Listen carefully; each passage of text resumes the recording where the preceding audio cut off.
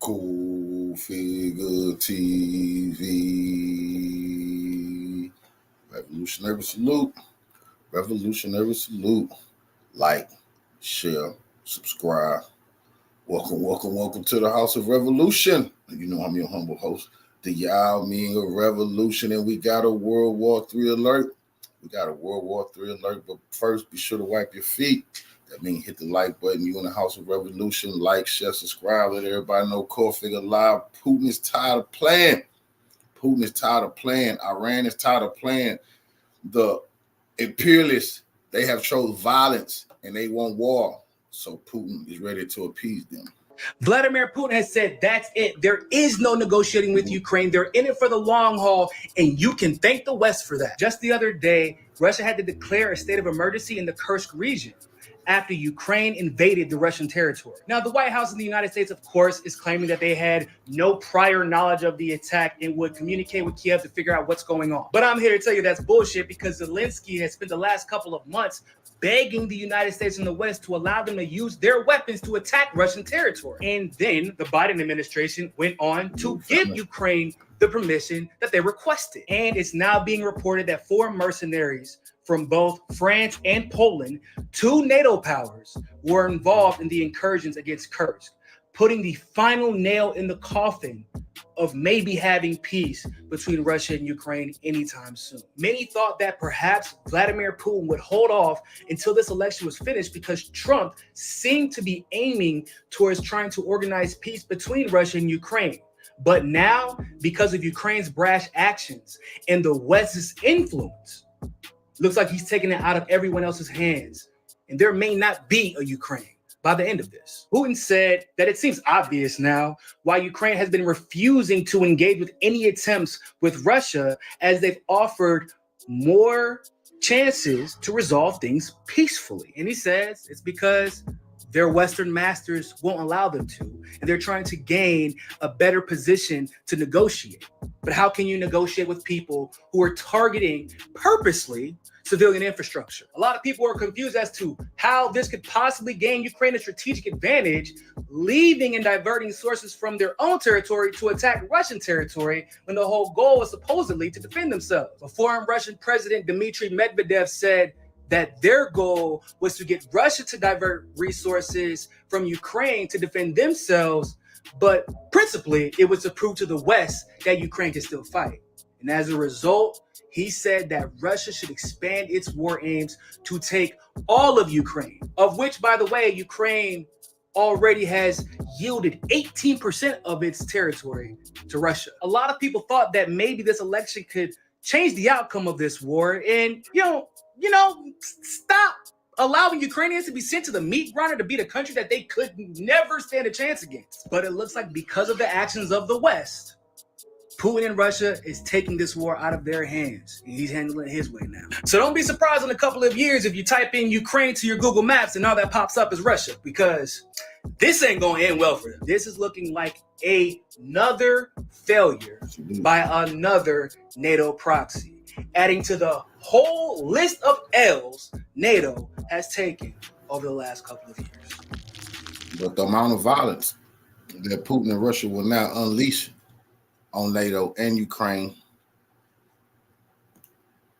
they will regret the mistakes of trying to attack inside of Russia. And Putin has warned them there will be no more negotiations of peace with those goddamn terrorists. So this,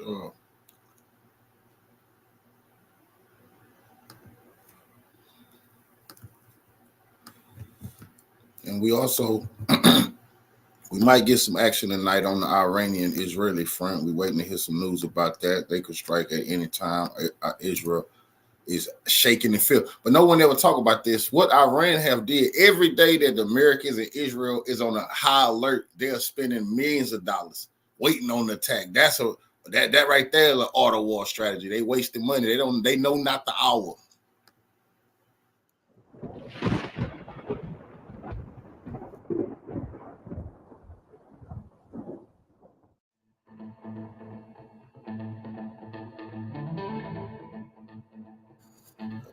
Salute nephew.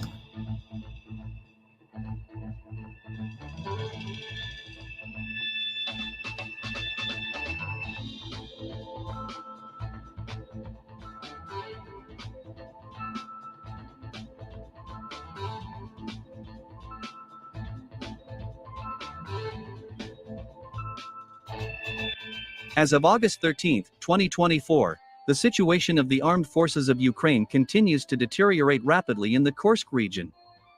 A few hours ago, the commander of the Spetsnaz Akhmat, General Abdialatinov, made another statement regarding the situation in the southern part of the Kursk region. According to him, the plan to invade the Kursk region prepared by Ukraine and NATO has completely failed. General Abdialatinov noted that Russian troops are in full control of the situation in the Kursk region. This largely happened thanks to the Russian reserves deployed there. According to General Abdialatinov, it took the Russian reserves some time to settle in a new terrain and establish communication between the units. And now, Russian troops are successfully destroying enemy forces in all areas of the southern part of the Kursk region. They got nothing but time on their hand.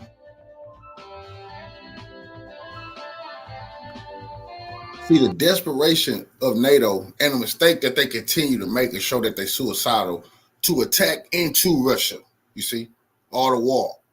They let them come in. You can only go so far. You're not going to take over that territory, and you're not going to keep any territory in Russia. How can you? But this is the thing. Once you have attacked inside of Russia, that takes all the Putin. That took the gloves off. And like I say, I don't know if I don't know the strategy that they was using. I know that they want the Russian people to understand the danger NATO is. So I know Putin told some of the military, "Hey, stand down. Let them get deeper." He wants the people to realize this is a real war. And y'all got to be ready for the long. We got to be in this for the long haul, you know. So, and now when you fight in Russian territory, that allows Russia to bring in anybody. They got the right. North Korea can fight inside of Russian territory against you. China, Iran, Syria, Venezuela, Burkina Faso, Niger. You remember Mali said they wanted some get back on the Ukrainians. Who said they wanted some get back? Mali. Oh, yeah, they can come fight you on Russian territory. See, this is a battle. They don't really want to start this, but this is how you get to World War III when you have everybody fighting on these territories. This is not just Ukraine. These are NATO mercenaries in these Ukrainian formations pretending to be Ukrainians, but Putin know that.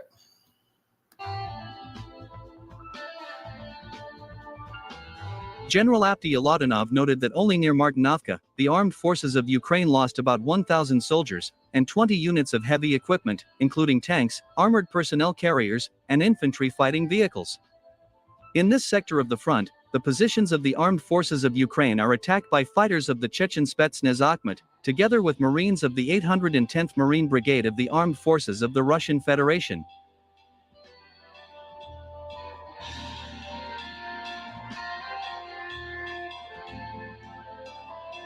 Commenting on the fighting in the Kursk region, General Abdialatinov noted that the Ukrainian General Staff and the North Atlantic Alliance sent on the offensive not mobilized Ukrainian soldiers, but elite units of the armed forces of Ukraine armed with the most modern Western weapons. In addition, these units of the armed forces of Ukraine were significantly strengthened by active duty soldiers and officers of the NATO armies.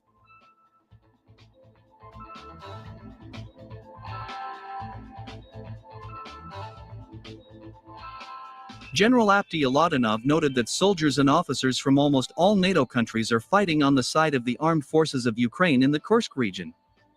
However, it is Poland and France that continue to hold the leading positions in terms of the number of their soldiers and officers fighting on the side of the armed forces of Ukraine in the Kursk region.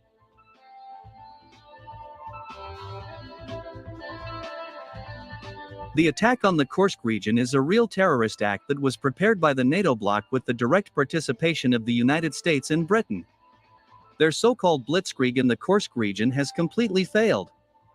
The Ukrainian army and NATO forces are suffering huge losses in manpower and equipment. They are no longer able to move forward. Currently, Russian troops have begun to destroy the enemy in other areas of the Kursk region, General Abdialatinov said.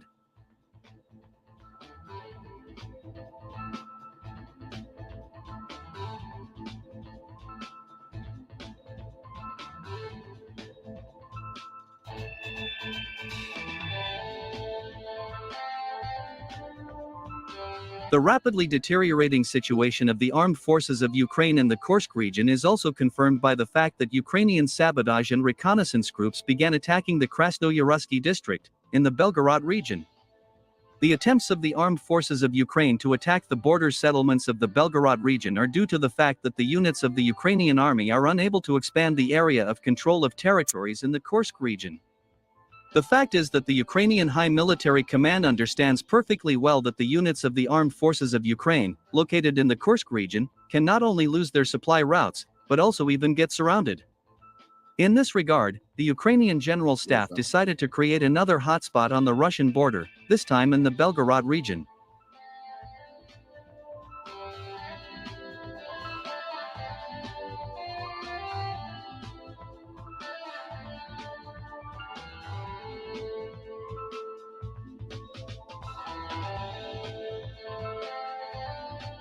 Ukrainian and NATO generals hope that this will force Russian troops to begin transferring their forces from the Kursk direction to the Belgorod region, thereby easing pressure on the positions of the armed forces of Ukraine.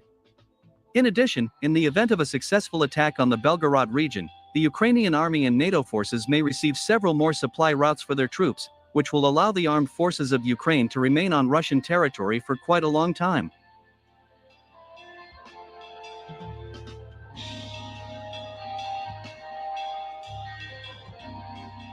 At the moment, a lot will depend on the competent actions of the Russian High Military Command.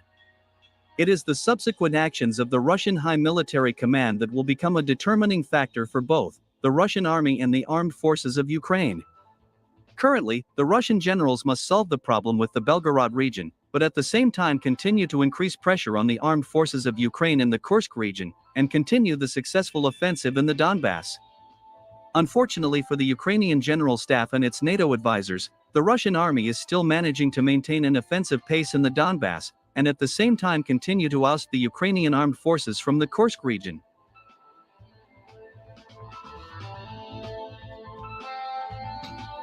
Zelensky might have sent these people on a suicide mission.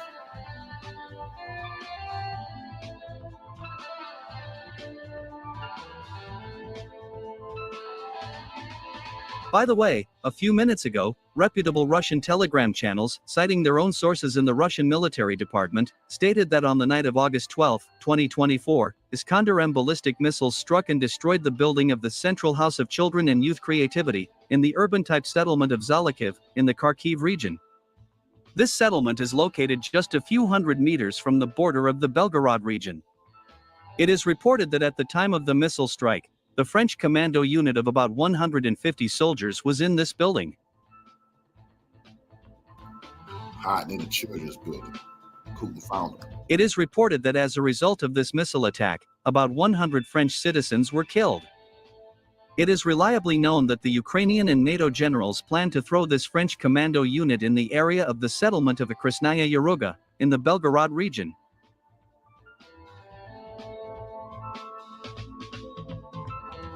The French were supposed to strengthen the attacking actions of the armed forces of Ukraine in the Belgorod region, and thereby force the Russian High Military Command to begin transferring some units of the Russian troops from the Kursk region. However, these plans were not destined to come true. Russian intelligence managed to identify the location of enemy forces in time, and delay a full-scale attack on the Belgorod region.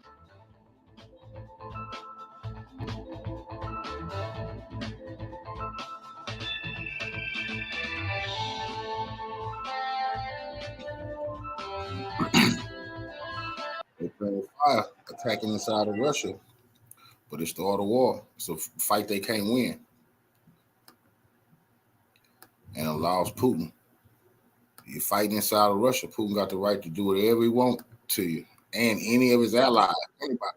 No more China can't help North Korea. Oh, you inside Russia? Oh, he can call Nigeria. He can call wherever he wants. Burkina Faso, Mali, like I say, Venezuela, Cuba. This was a mistake.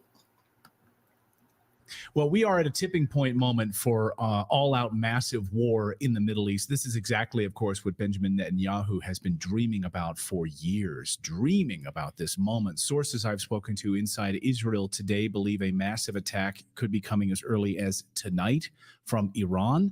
One journalist I spoke to in Syria this morning says Syrians are sitting on pins and needles right now because they know that war means they will be attacked by Israel. Israel will attack Syria.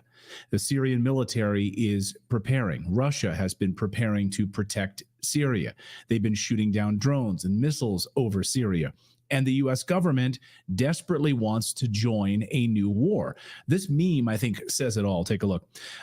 America, no, honey, you have to finish your Ukraine before you can have any Iran.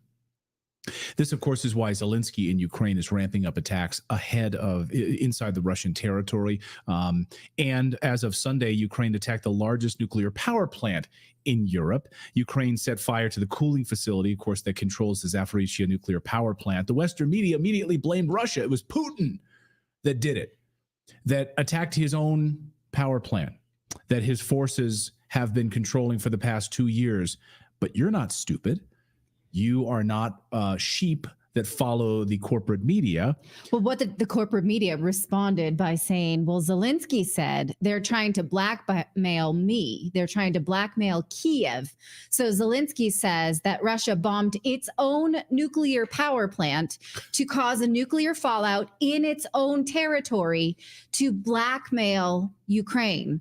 Does that make any sense? I don't bomb my own house when I'm in a negotiation with somebody else. That's very strange. Yeah, that's ridiculous, of course.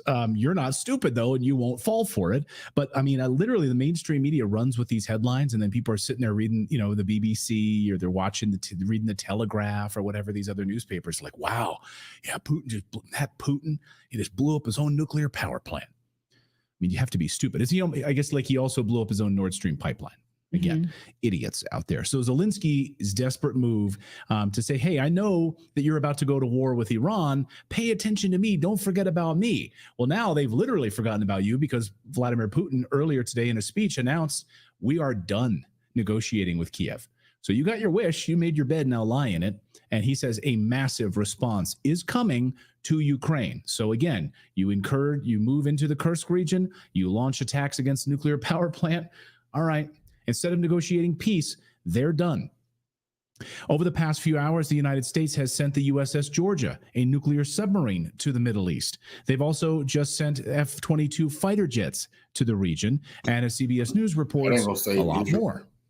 Defense Secretary Lloyd Austin says a guided missile submarine is being deployed to the Middle East as tensions between Israel and Iran continue to grow.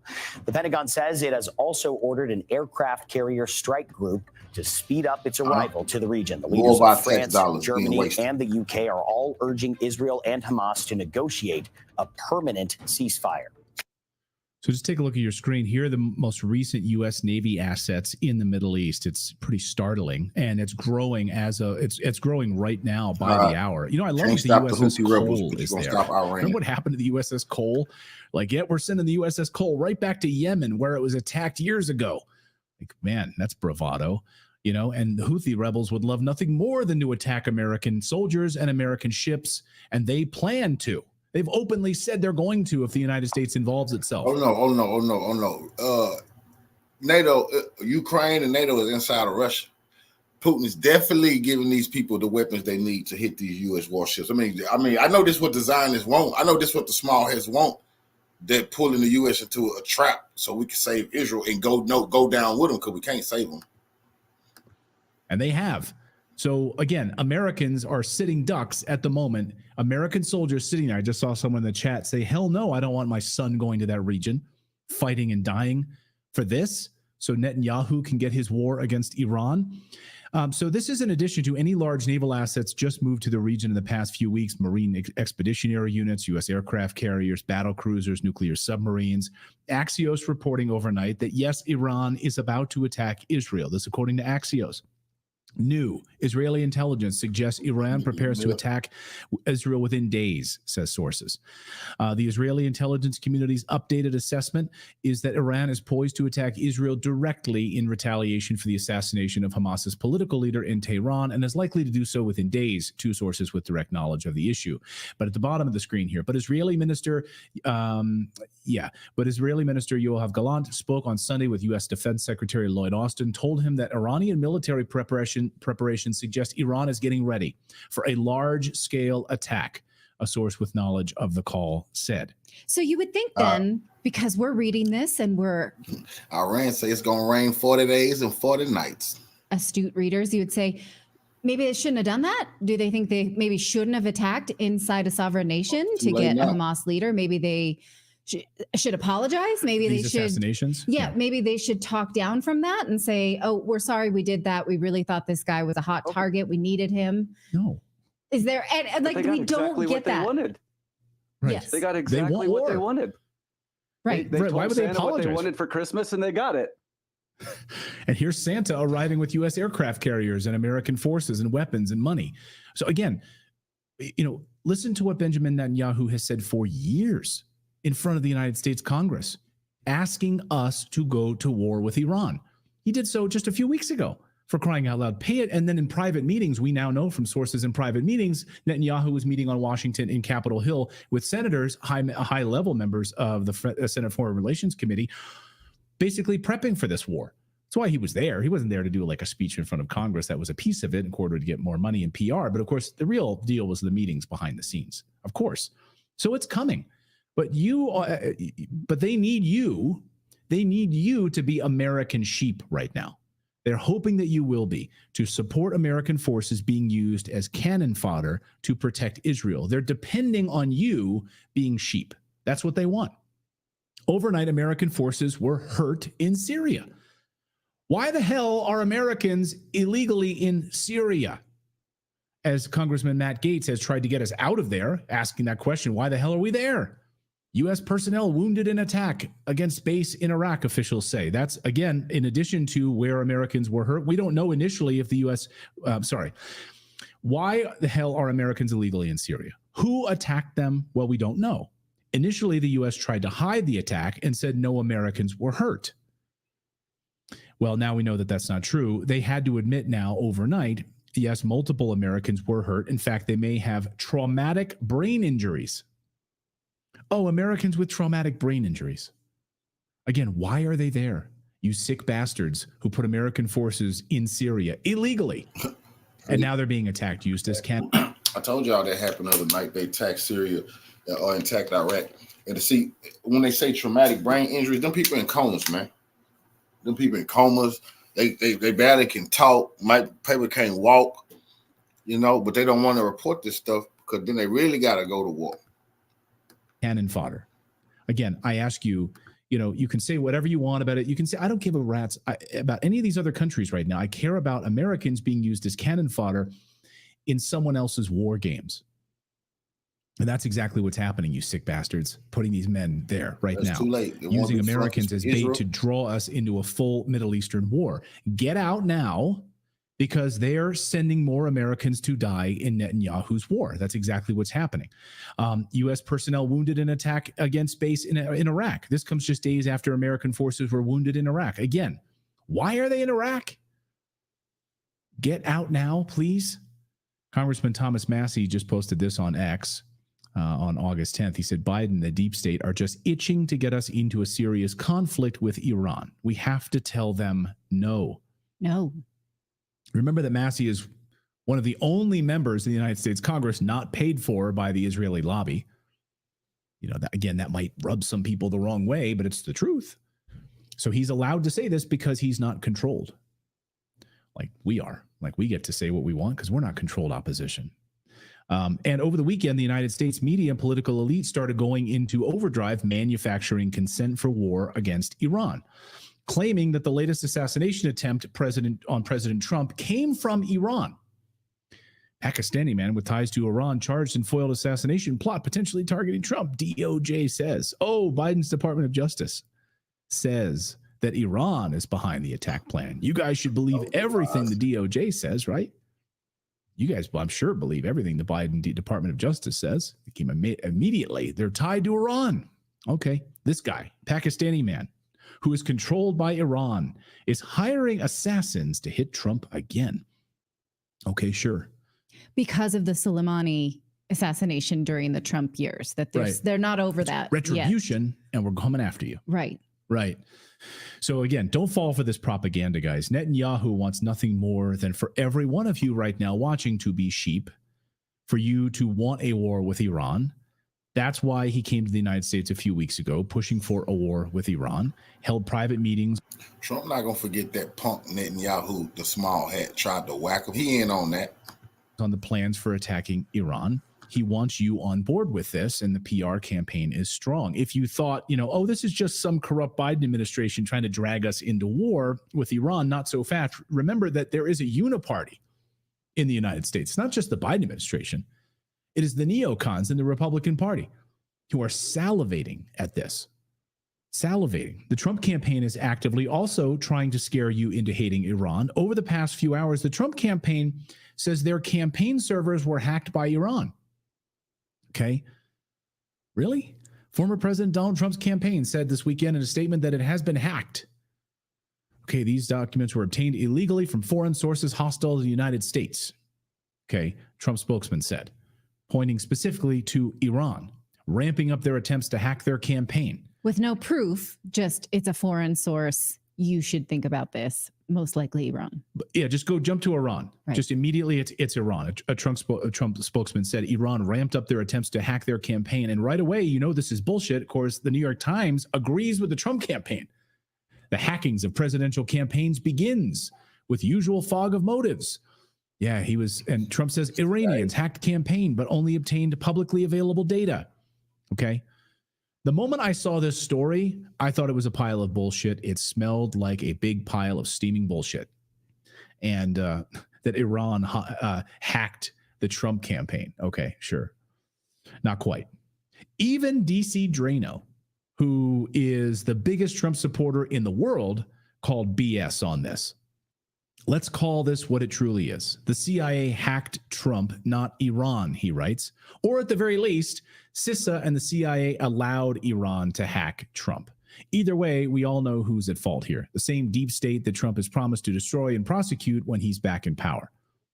Even Trump friend Roger Stone called BS on the Iran hacking story. I think they should get on the same page. Iranian assassination plot against Trump, my ass, he writes.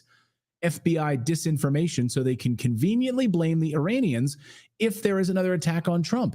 Oh, and the Iranians are also behind the hack of the Trump campaign. Not so clever. Pray for President Trump's safety. Here is Roger Stone in his own words. Listen. Suddenly, the FBI announces they've uncovered an Iranian plot to kill Trump. This to me smells like a setup. So that if there's another attack on Trump of any kind, a road bomb, a drone, or God forbid another bullet, well, then they can conveniently blame the Iranians.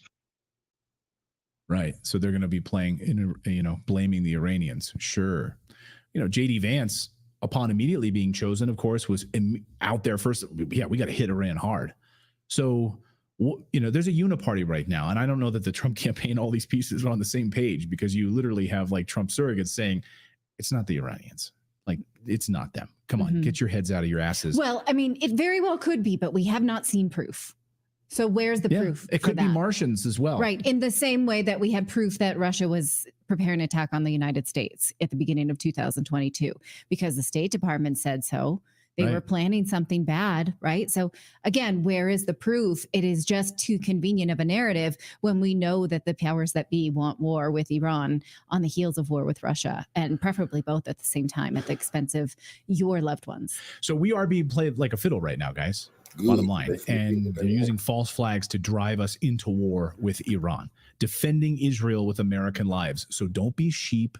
Don't fall for it. And what I'm really worried about is over the next 24, 48 hours, they're going to using even bigger false flags. Just forget the Trump campaign hacked story. Most Americans really probably don't care. You're going to need something bigger. They tried, okay, this guy was a Pakistani. He's Iranian backed. He's trying to kill Trump again. So you should all hate Iran. No, they got to try something bigger. Like, I'm talking like USS Liberty bigger. Like, oh, we got all these warships in the Middle East now. What if Iran mysteriously attacks one of those warships? Remember the Maine, remember the Gulf of Tonkin. Let's go after those Iranians. Let's attack them. So I'm just really, really worried right now that they're going to be using this as a false flag to drag us into a deeper Middle Eastern war. Not for the first time.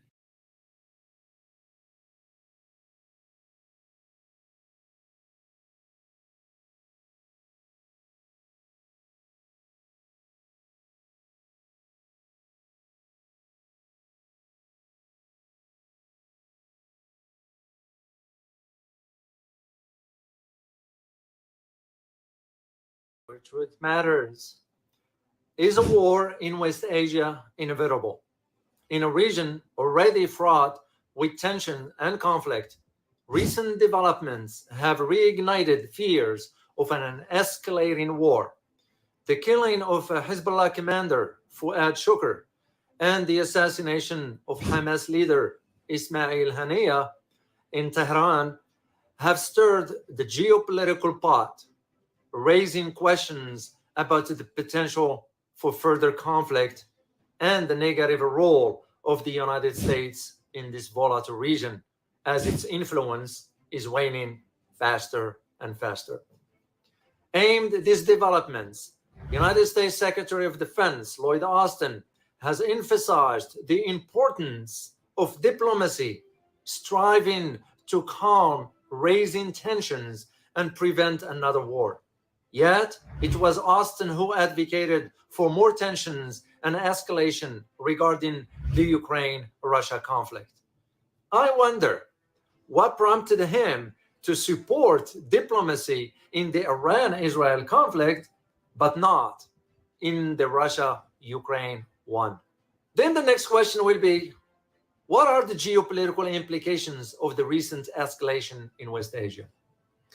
West Asia, known for its turmoil and shifting loyalties, has long been a theater of a complex and multifaceted conflicts, often drawing in regional and global powers.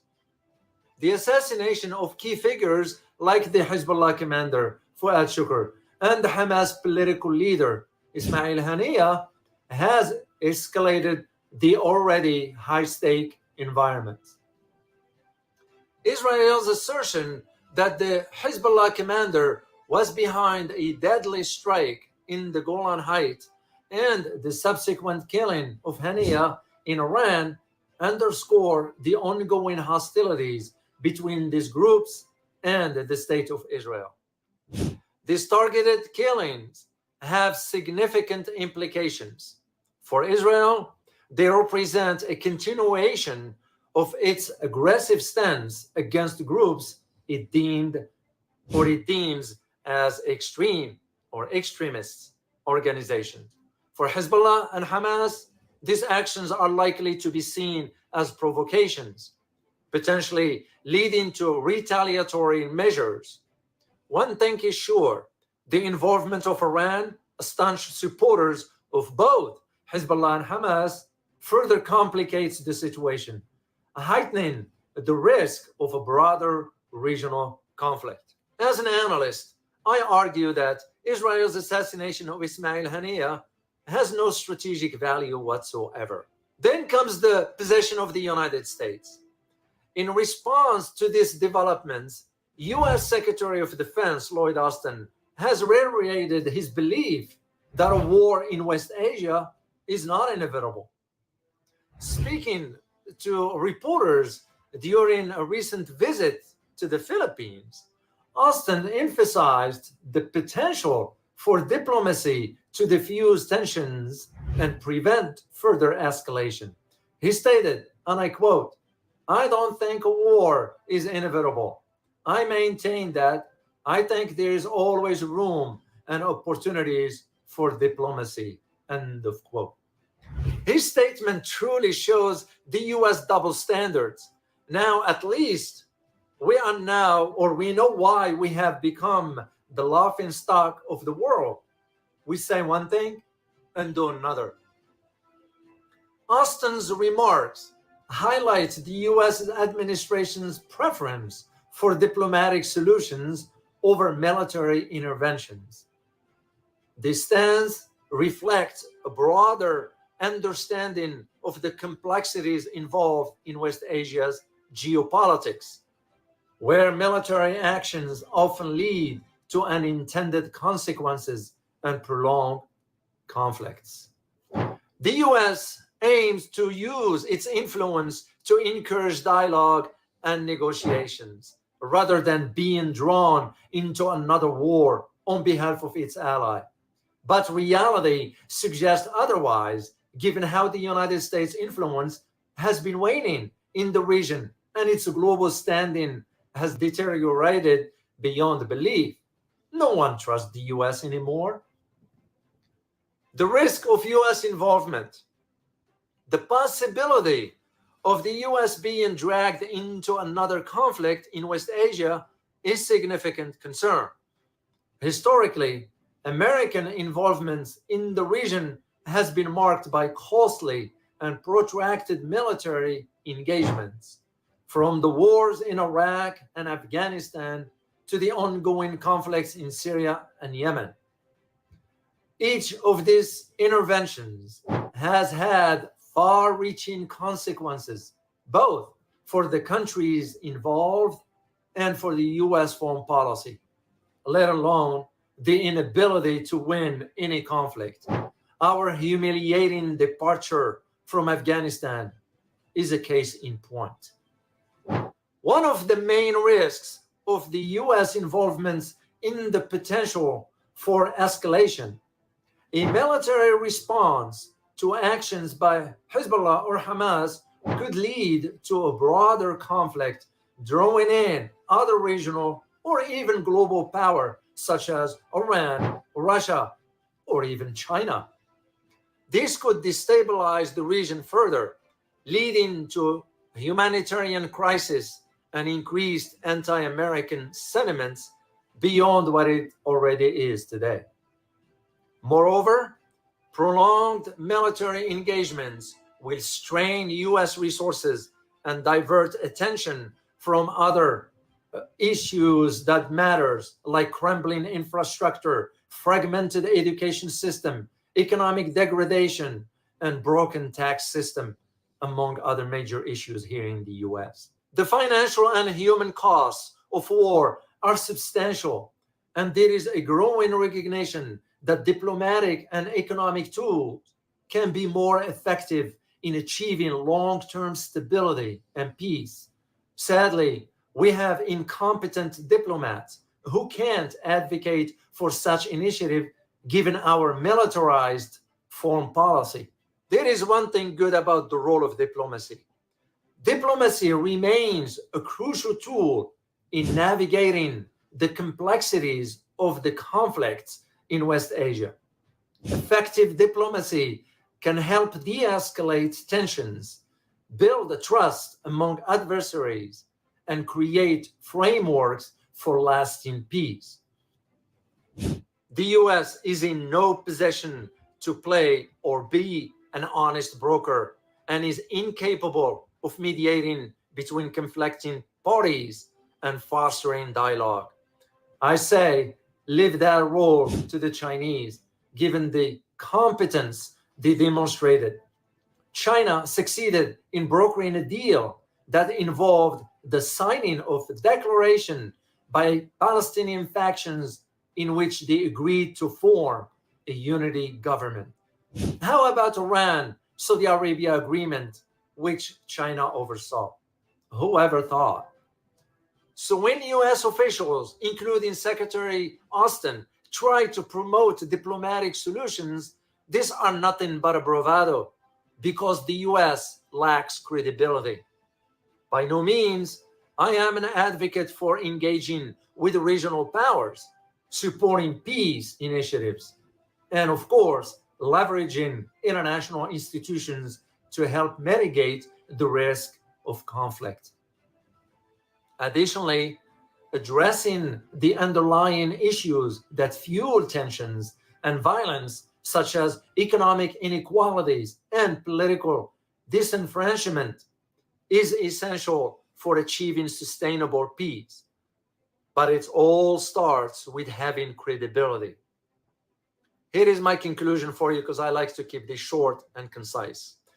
The recent killings of key Hezbollah and Hamas leaders have reignited fears of a new conflict in West Asia, a region already marked by turmoil and instability. While these developments pose significant risks, the emphasis on diplomacy offers a glimmer of hope.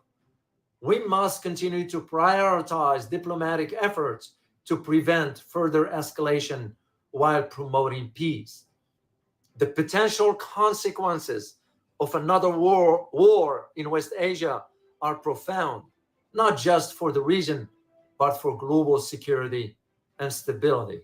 As the situation evolves, the importance of maintaining open channels of communication and fostering mutual understanding cannot be overstated.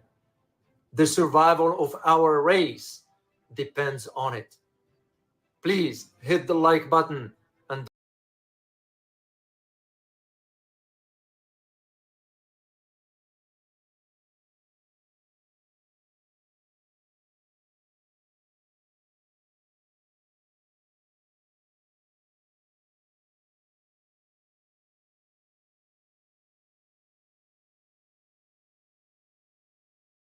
Yes, we'll make it simple. They crossed the border in the Kursk. Dear friend, welcome back to the show, or welcome to the show. Yeah. Did Ukrainian forces actually invade Russia? Well, yes, we'll make it simple. They crossed the border in the Kursk region. It was lightly defended by Russia, but you know this is being played to the propaganda hilt, because the reaction of both the Ukrainian authorities and, most importantly, the U.S. news media, the U.S. think tanks, my God, they're celebrating this like it was that they're Germans, and this was the start of the Battle of the Bulge. You know, oh, we're sweeping the Americans from the field. They're taking over Russia. Russia's on its heels. It's the most absurd thing I think we've seen in the course of this entire war, because it looks like the total force that the Ukrainians launched across the border was maybe 2,000 men, possibly 3,000. Way more. What's worth noting is that the Russians killed at least 1,500 of those within the first 2 days. So it's not exactly like they're rolling to victory. This has been a PR win, but it's really it has a short shelf life. The expiration date on it, I think, is on Sunday, because their original goal, it appears, was to get close to the nuclear power plant in Kursk and maybe even take control of it. They failed to do that. What we've learned is that the Russians are very, and that's why that was a dangerous game, because had they seized that nuclear power plant, they could have detonated it and caused nuclear waste and nuclear fallout throughout Russia. Putin could have nuked them, nuked us, nuked the whole world behind that stunt. effective at quickly mobilizing and deploying their personnel to the scene. And they're slaughtering the Ukrainians. That's the simple fact. Here's President Putin, excuse me, President Zelensky boasting about all of this, Larry. Cut number 3, Chris. Today, I received several reports from Commander-in-Chief Syrsky regarding the front lines and our actions to push the war onto the aggressor's territory. I am grateful to every unit of the defense forces, ensuring that Ukraine is proving that it can indeed restore justice and ensure the necessary pressure on the aggressor. Restore justice and ensure the necessary pressure on the aggressor. This has to be a PR stunt, Larry. Yeah. The cocaine cowboy needs to stop shoving the nose candy up into his empty head. I mean, this is delusional territory here. What they did is they took some of their best units, and they can't even, let's point out, a normal sized brigade is around 2,000 soldiers. Right. So at maximum, they used, looks like they used 1, possibly 2 brigades. And these were some of their best. They used 5. They used 5 brigades. It was way more. They sent way more soldiers, and they've been reinforcing them. But it's a Russian trap. You see, Russia want them to send as many people as you want to send. Once Russia stabilized the front, then it's a meat grinder. Then they just get to kill everybody you send. Russia want them to send everybody. Send every fighter you got into a kill zone. Best units, and they were having to cobble these together, and they pulled them away from fending off the Russians in the Donbass, moved them north to do this.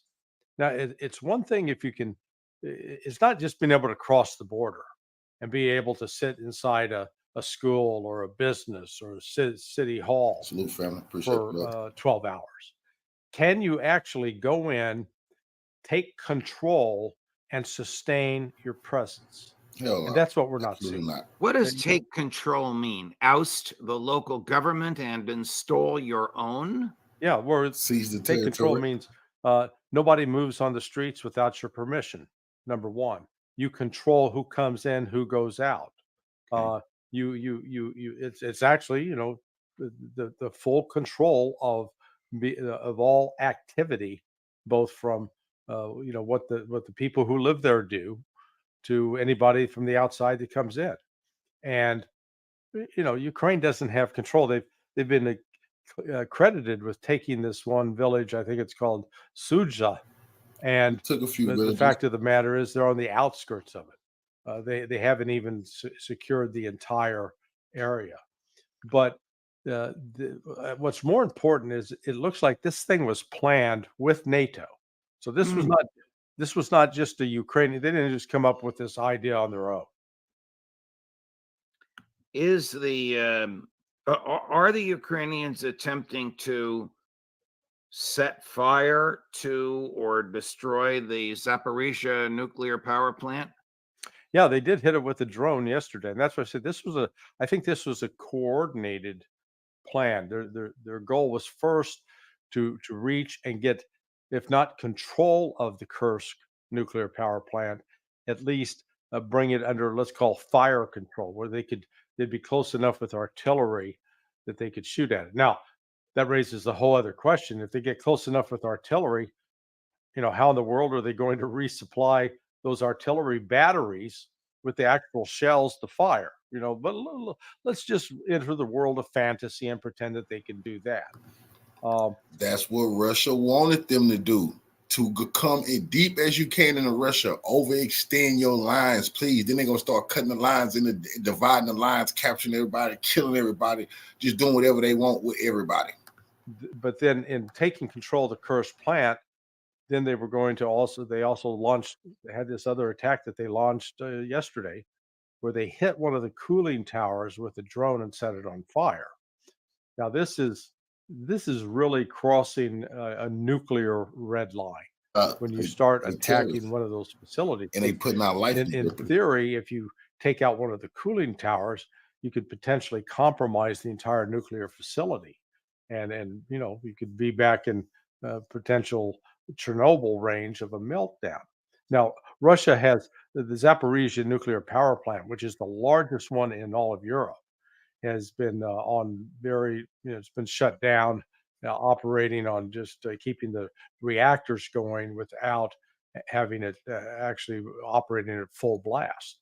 But nonetheless, it appears that the goal of this was that Ukraine was going to get control of the Kursk power plant and then use that as a bargaining chip, as leverage with the Russians, saying, okay, you give us back Zaporizhia, we'll give you back Kursk.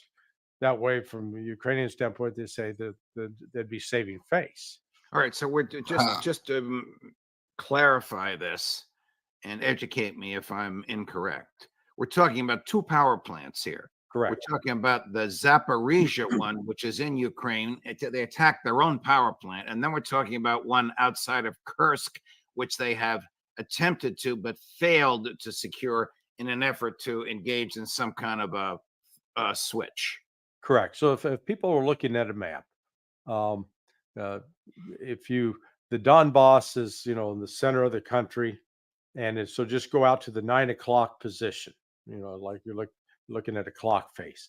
That's where roughly the Zaporizhia power plant, a nuclear power plant, is. It's located on the river, near the river, the Dnieper River, in like the center of this.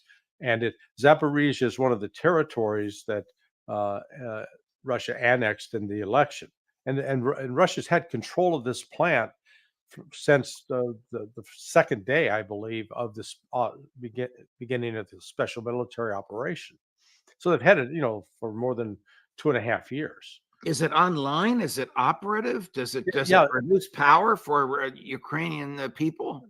No, it's not. It hasn't been producing for it was not much. No, the Russians have gradually shut it down. And so the reactors are still on, but it is not operating at full power to provide electricity, not only to Ukraine but to other parts of Europe. So, like I said, this is the biggest facility of its type in Europe, but the Russians have had control of it. The Ukrainians have fired some, mortars, rockets, artillery, and hit it with some drones in the past, but haven't done any damage. Hitting it Sunday with that drone in the cooling tower and starting that fire, that's significant. Now, what's interesting is Zelensky came out late yesterday and said, "Oh no, we didn't do that. That's the Russians." And he made two different claims: either that the Russians set a bunch of tires on fire to make it look like it was burning, or that it was the Russians who bombed it themselves. I think he finally realized that he was in trouble. That their plan to, try to do a trade of Kursk for Zaporizhia was literally blowing up. Chris, can you put that map right up, the one you just had there? So we see Kursk, and we see the symbol for the Kursk, or as McGovern says, correcting me, Kursk nuclear power plant. Yeah. Where is Zaporizhia on this map, Larry? What is it near? You see where that you see down there where it says Ukraine? Yes.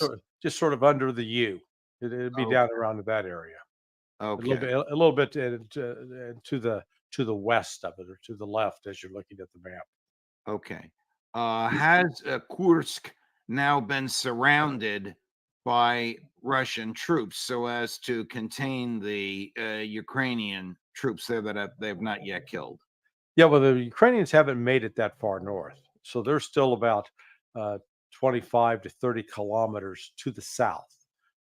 They've occupied some different villages. I'm going to emphasize occupied, and are digging in, because the Russians they're hitting them very, very hard. I mean, they're getting bombed, they're getting strafed. The columns of vehicles that Ukrainians were operating from have been blown up. You can see in some of the initial videos, they did move quickly, and they bypassed some of the defensive positions that the Russians had. Their goal was to get as fast as possible up towards Kursk, and to at least put it under fire control. That means that you can hit it with an artillery piece or with mortar, or whatever they're firing. They failed to do that. And it is true that the Russians were caught off guard, but some people that have drawn on the West have drawn parallels with this as like the Battle of the Bulge. And yeah, there was a similarity in that in the Battle of the Bulge, Germans dressed up in American uniforms and took over certain key outposts, and the Ukrainians apparently did the same thing. They dressed up in Russian uniforms and took over some of the border control posts. But that's about where the similarities end, because the Russians responded very, very quickly. It took the United States during the Battle of the Bulge a week to try to be able to really get its act together. The Russians were moving within 24 hours, and I think there's really sort of an interesting, let's call it a silver lining to this, that Russia's now going to be able to move large concentrations of its forces up into that region that would have been that I think they were planning to do for launching a move on Kiev, or into Sumy, and this now gives them cover for action, because they can say, hey, we're deploying all these troops because we got all these crazy Ukrainians running around, and so it's actually works out from both a tactical and strategic level of a benefit for the Russians. But as far as this, creating any kind of pressure on Russia to negotiate with Ukraine, it's doing just the opposite.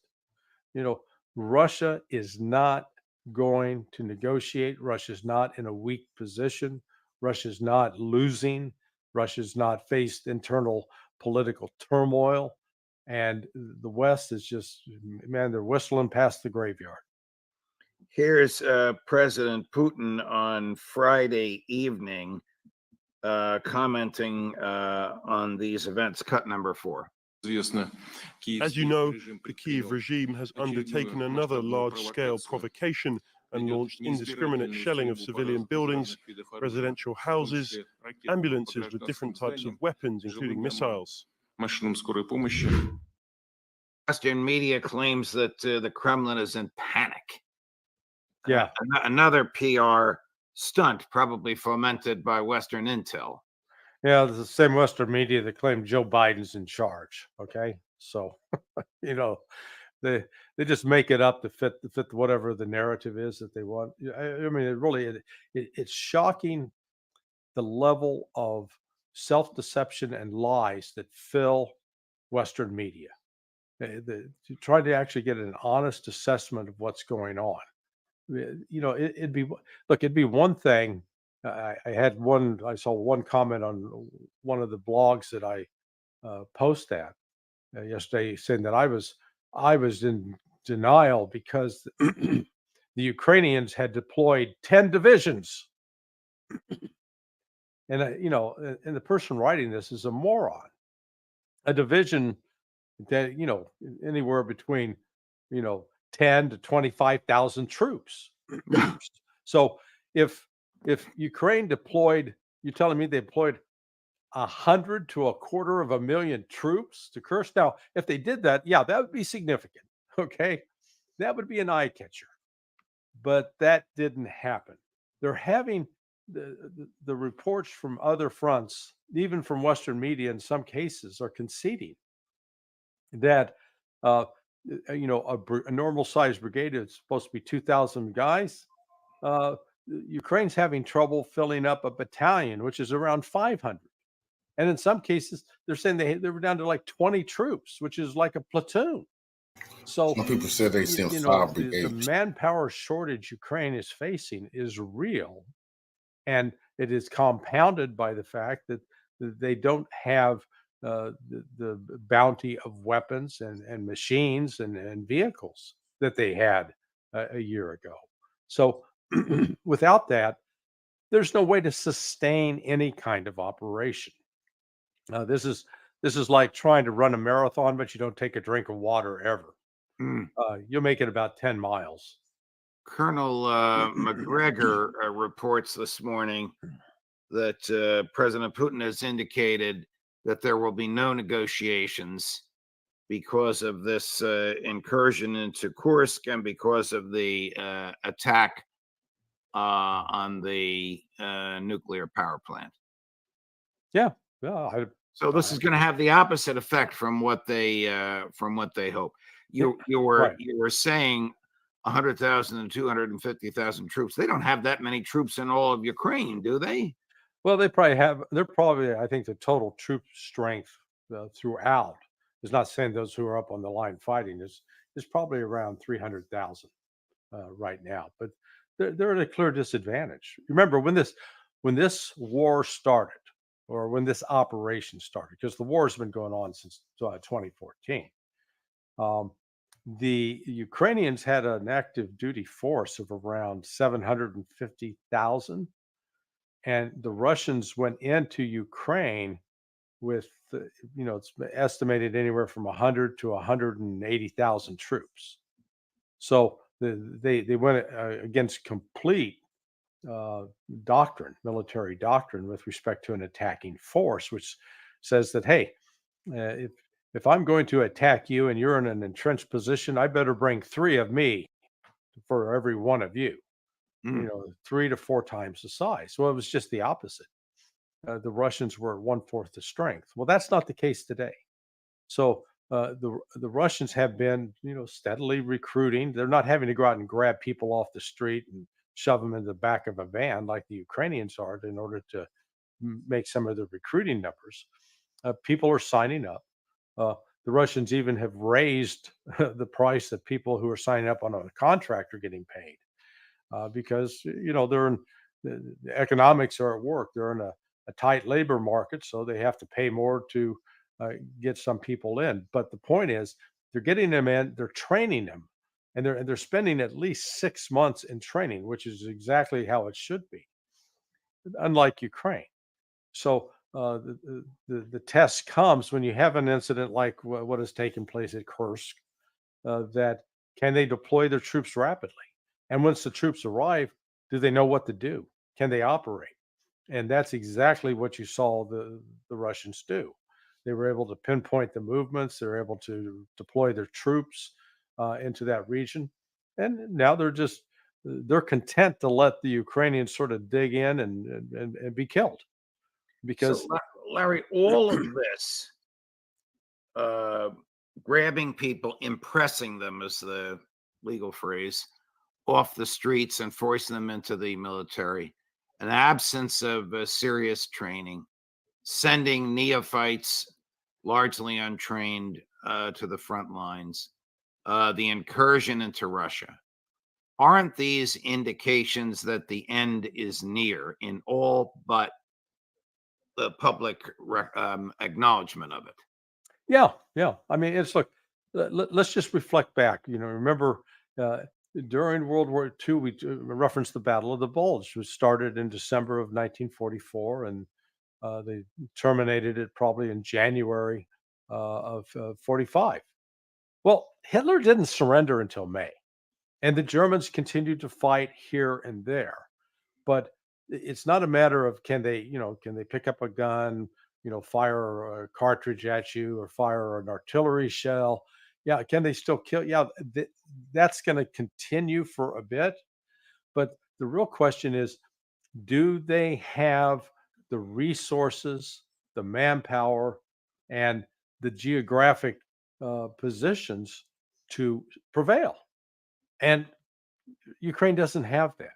It's politically dead, but it's still walking around. It's like that chicken, you cut its head off, it still can run around. That's what Ukraine's doing right now. They're running around without their head, and judging by their decision to go into Kursk like this, it was pretty brainless.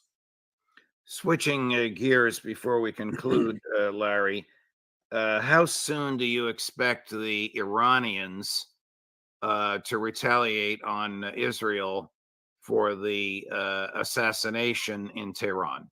I don't know. They're taking their time. What's alarming about this from this Western standpoint is, I heard it from another friend yesterday, that the U.S. intelligence community has reached the decision, and this is what they're telling top policymakers, whether in the Biden administration, Secretary of Defense, Secretary of State, across the board, and members of Congress. They're telling them that Iran is not going to launch a major attack, that Iran is having second thoughts, that Iran basically is afraid. It talks tough, but it's not going to do anything. I'm going, oh man, I believe that that's absolutely wrong, that we are confusing preparation for cowardice or fear.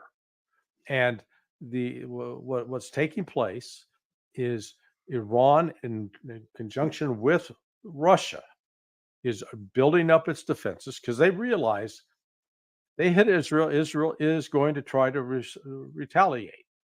And I think Iran's goal is to, again, send a message, but this time they're going to hurt Israel by taking out a military base, destroying a key intelligence center. But they don't want to do it in such a way that they are perceived as trying to destroy Israel, conquer Israel. And they've got the aid of the Russians. So the Russians are sending in not just ballistic missile defense systems, the S-400 in particular. But they're sending electronic warfare capabilities in. But most importantly, they're sending trained Russian soldiers that operate those units and those systems. And those are being deployed around the country.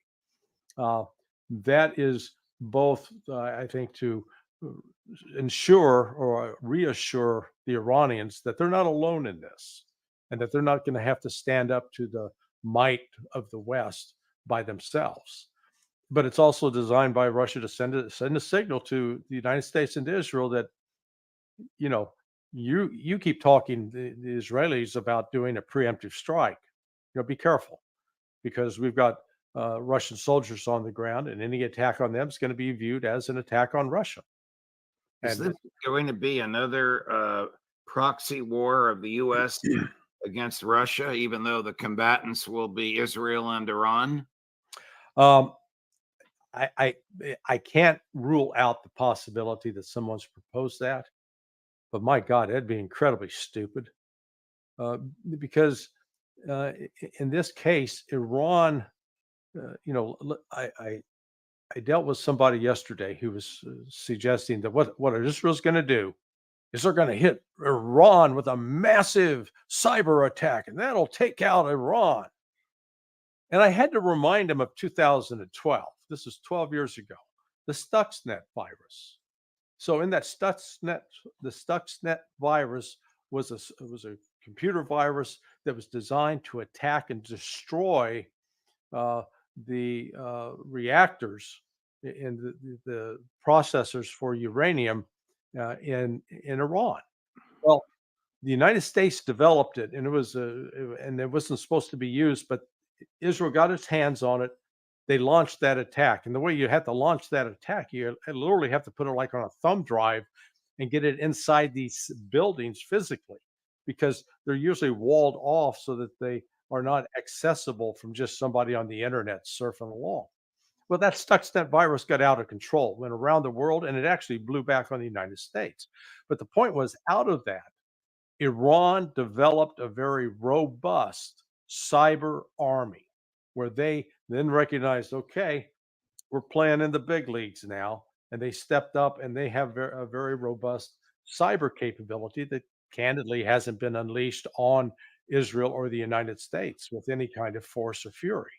So Iran's taking its time, but they have been quite specific that they will make Israel pay for what Israel did by killing the head of the Politburo for Hamas, Hania, during the presidential inauguration. Because it's not just this one. There have been a series of assassinations, and their concern is to send Israel a message that in the future, if you do this again, you will pay a higher price. Because up to this point, Israel hasn't paid a high price at all.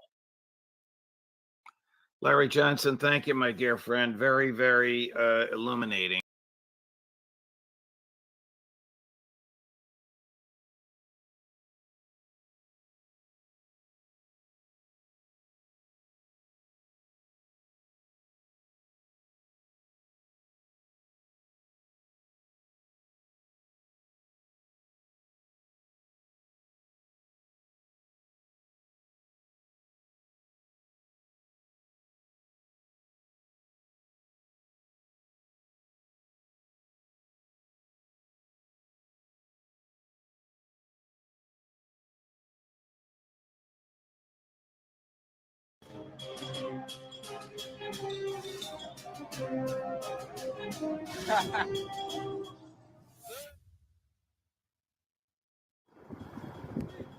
The Chechen Special Forces Akhmet have made a major breakthrough as a result of actions to hunt down Ukraine NATO equipment and personnel in a sabotage plot to Kursk region. Over the past 24 hours, Akhmet troops have never experienced so many enemy losses in a day during a special military operation. The media showed footage on August 12, 2024, taken by local residents southeast of Sudza in Jiri village, about 10 kilometers from the border in a straight line, and Ukrainian BTR-4E drove from Belovsky district and moved towards Belitsa. This sensation is not a breakthrough, but rather a reconnaissance by a mobile group that has penetrated the border more than once. BTR-4E, an armored personnel carrier that was traveling around, finally ambushed. Now, it was the turn of Chechen soldiers to drive around in the captured vehicle as in the beginning.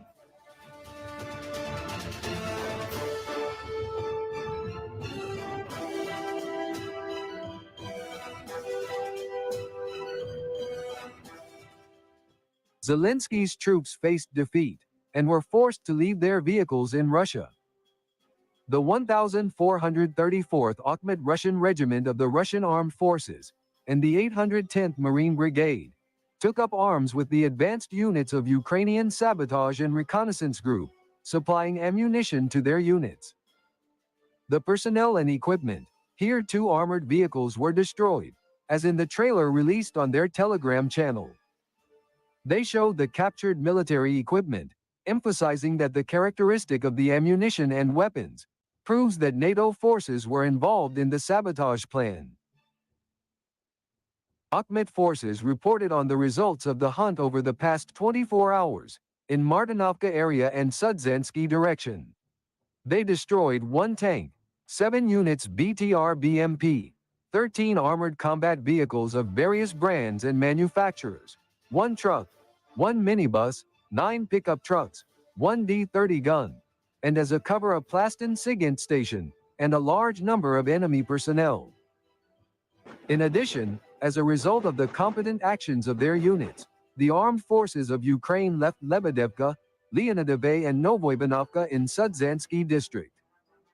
They decided to accelerate the complete destruction of Ukrainian blitzkrieg, according to the commander of Akhmet Special Forces, Major General Apti Eladanov.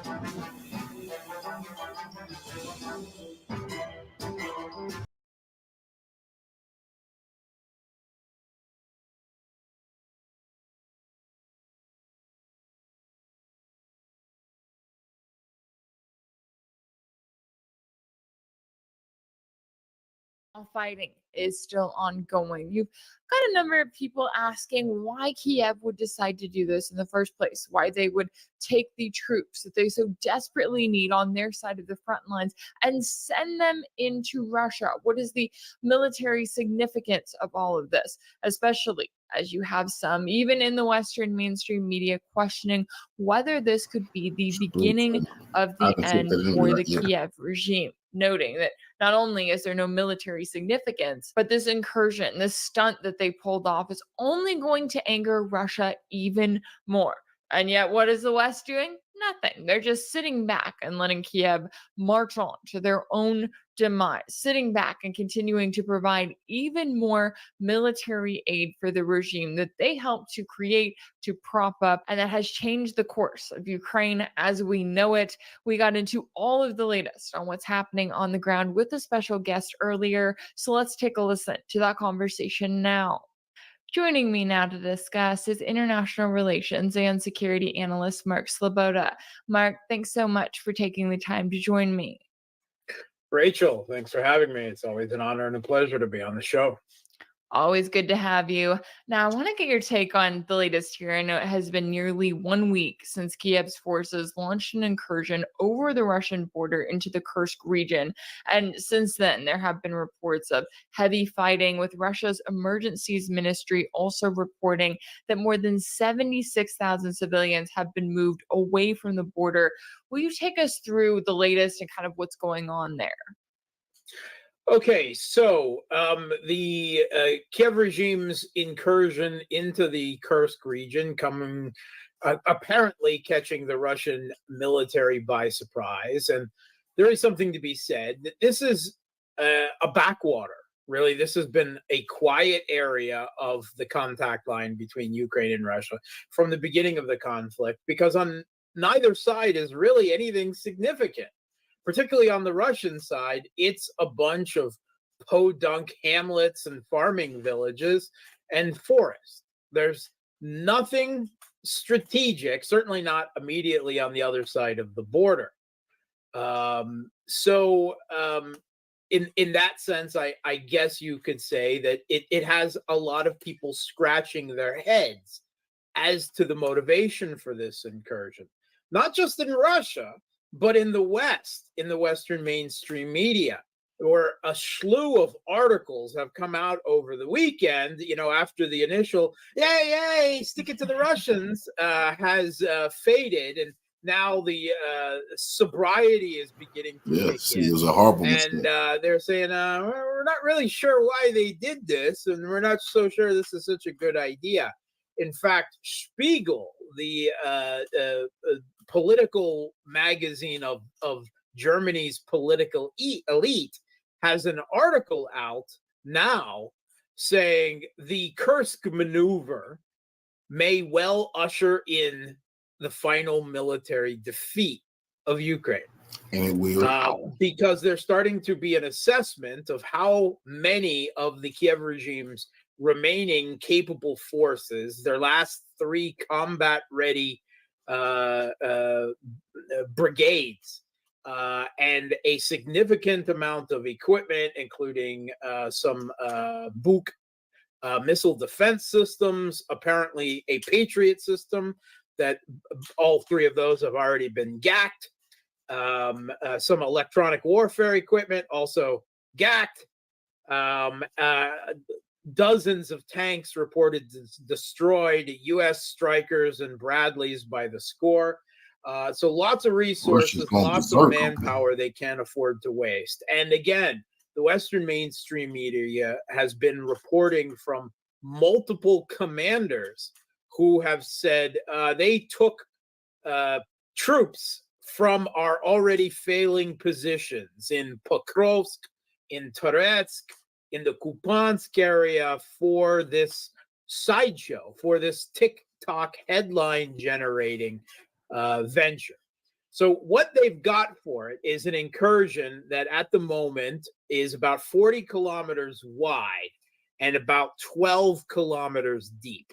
There were lots of reports of Kiev regime forces deeper than that, but these were just diversion and reconnaissance groups, very mobile, zipping through, avoiding fortifications, creating some chaos and making it look like the Ukrainians were in force everywhere, when in reality the amount of territory they were physically able to occupy was much smaller, part of a very well-orchestrated chaos plan, I would say, that worked hand in hand with announcements by Kiev regime PSYOPs units pretending to be Russian regional authorities, ordering people to evacuate so that evacuees filled roads, making it harder for Russian troops to get reinforcements into the area. They hacked into the highway, not really highways, but to the road camera network, and were using that camera network and also people's private cameras on their homes to surveil Russian troops. So fairly sophisticated. They did that without NATO. They had some air defense. They had some electronic warfare to cut down on Russian communications. Fairly effective considering the resources that they had, and that this was specifically the weakest Russian defensive position on the contact line, because they didn't figure that anyone wanted anything there. They had zero strategic value, which even the Western mainstream media, we've all become used to the fact that any amount of territory or positions Russia takes after the fact always has no strategic value. Well, for once, even the Western mainstream media is admitting that this territory in Kursk has no strategic value. So that begs the question, why? Why? That's what everyone is scratching their head.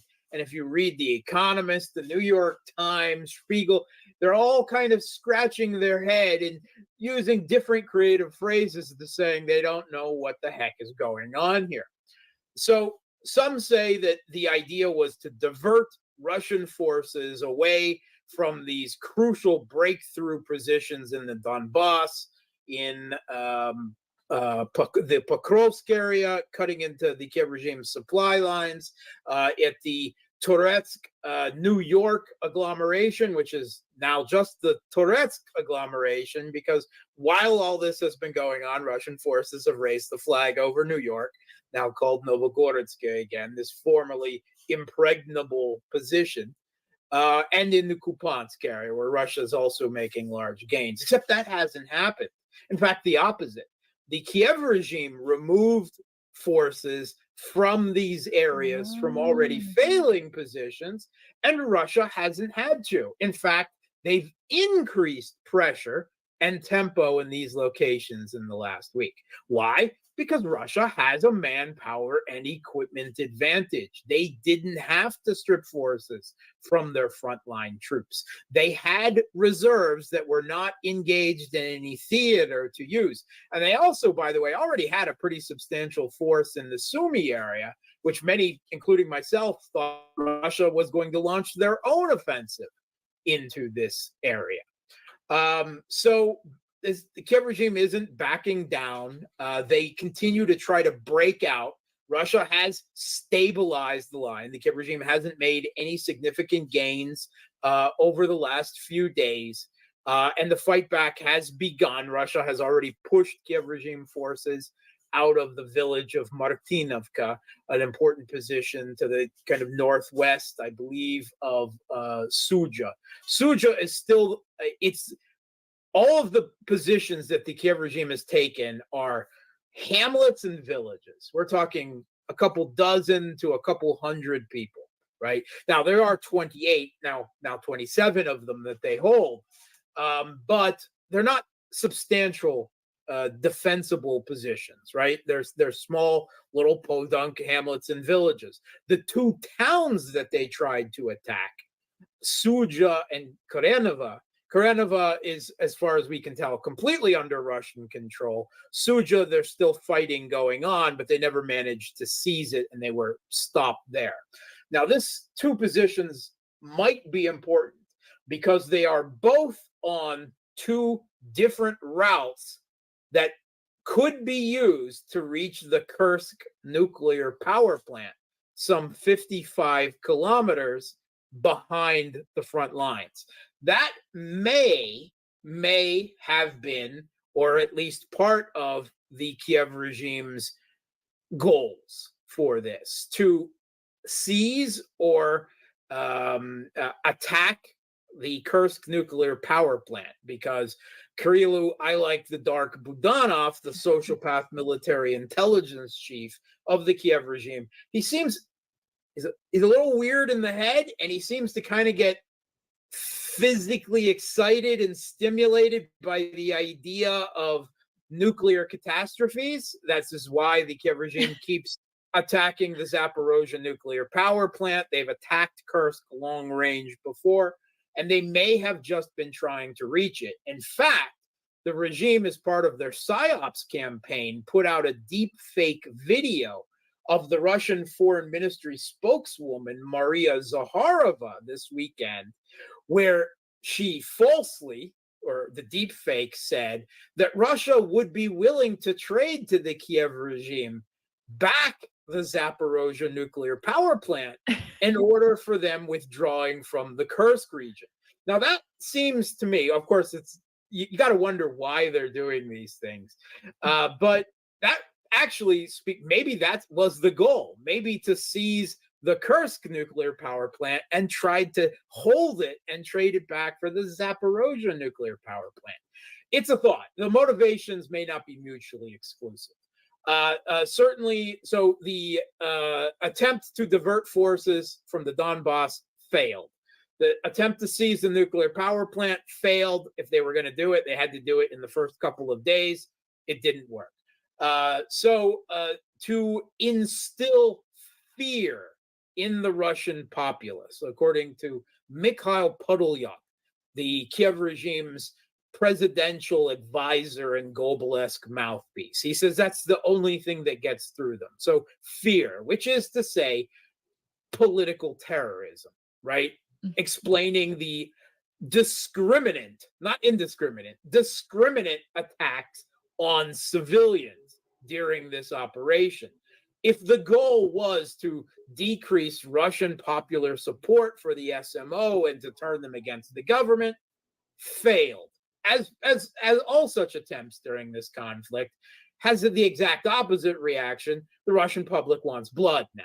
They want blood for blood. They want this insult aggrieved.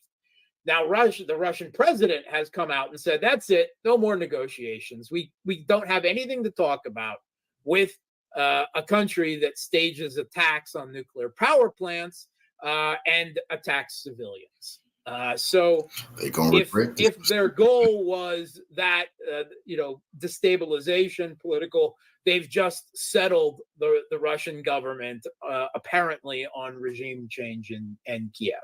And the last thing that's brought up, again, not mutually exclusive, is to hold on to territory and use that as some kind of trade in leverage for future undeclared negotiations. Well, those negotiations aren't going to happen now, and they're certainly not going to get any leverage out of them. It may take a few weeks, a month or two, depending on how hard they attempt to dig in and how many resources they continue to throw after bad, but they will be driven from this territory. And it's already been declared that the Russian government will then, as they have done in the Kharkov region, when raids were launched into the Belgorod region to create a cordon sanitaire, a buffer zone in the Sumy region, which incidentally, there is a route through the Sumy region that was used in the initial stages of the conflict. It was one of the vectors that Russian forces down the neck towards Kiev in the Sumy region is not something they want there. So any conceivable goal or a combination of goals that the Kiev regime would have had for this mission have already failed or backfired spectacularly.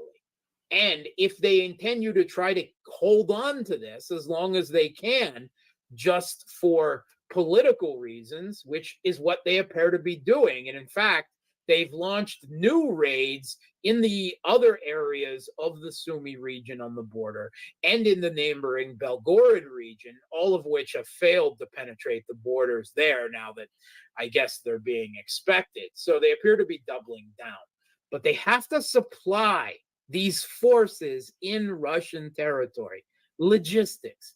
How do they do that? They don't have railroad networks. They've got to use backwoods roads, truck convoys to get supplies into a salient. Now, they're surrounded on three sides by Russian forces. Russia is already pounding anything they try to move up through the Sumy region into the salient with drones, with artillery, with fab glide bombs, even with attack helicopters. And there's whole smoking roads of death already. This is not sustainable. These troops need ammunition. They need fuel. They need food, water, all of these things. And they're going to try to dig in to podunk villages. They would have been much better spent and cost more to Russia if they were left in defensive fortifications and hardened positions and still strung out in a bunch of little villages here inside Russian territory, surrounded on all sides in largely indefendable positions. It's going to be a massacre. It really is. It's not going to be a good day, which is why Der Spiegel is headlining, this may usher in the military defeat. They're going to waste the best of the last of the resources they have on what? TikTok and InfoWar headlines for a few days, because that's all they got out of this. The only war they're going to win with this is the TikTok war.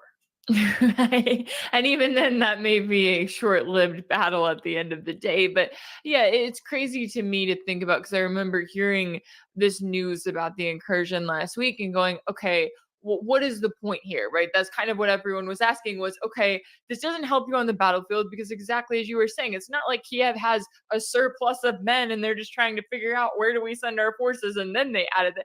No, they're already struggling on the battlefield. So taking guys from there and then sending them over here where they have no reinforcements, no nothing. It doesn't make sense logistically. And I'm also wondering, another thing that you mentioned was the fact that you had this Ukrainian drone strike on Russia's Zaporozhye nuclear power plant that started a fire at the facility and caused serious damage to one of its cooling towers.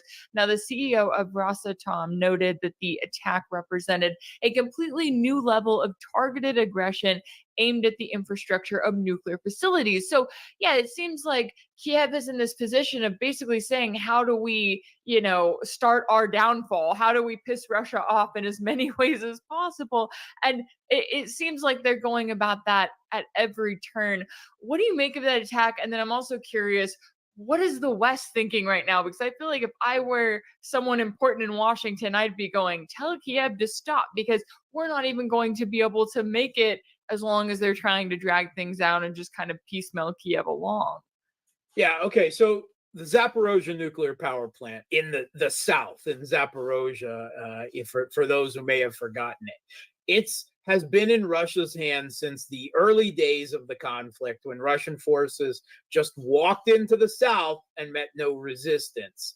They just walked right in and took the plant over in the first couple of weeks.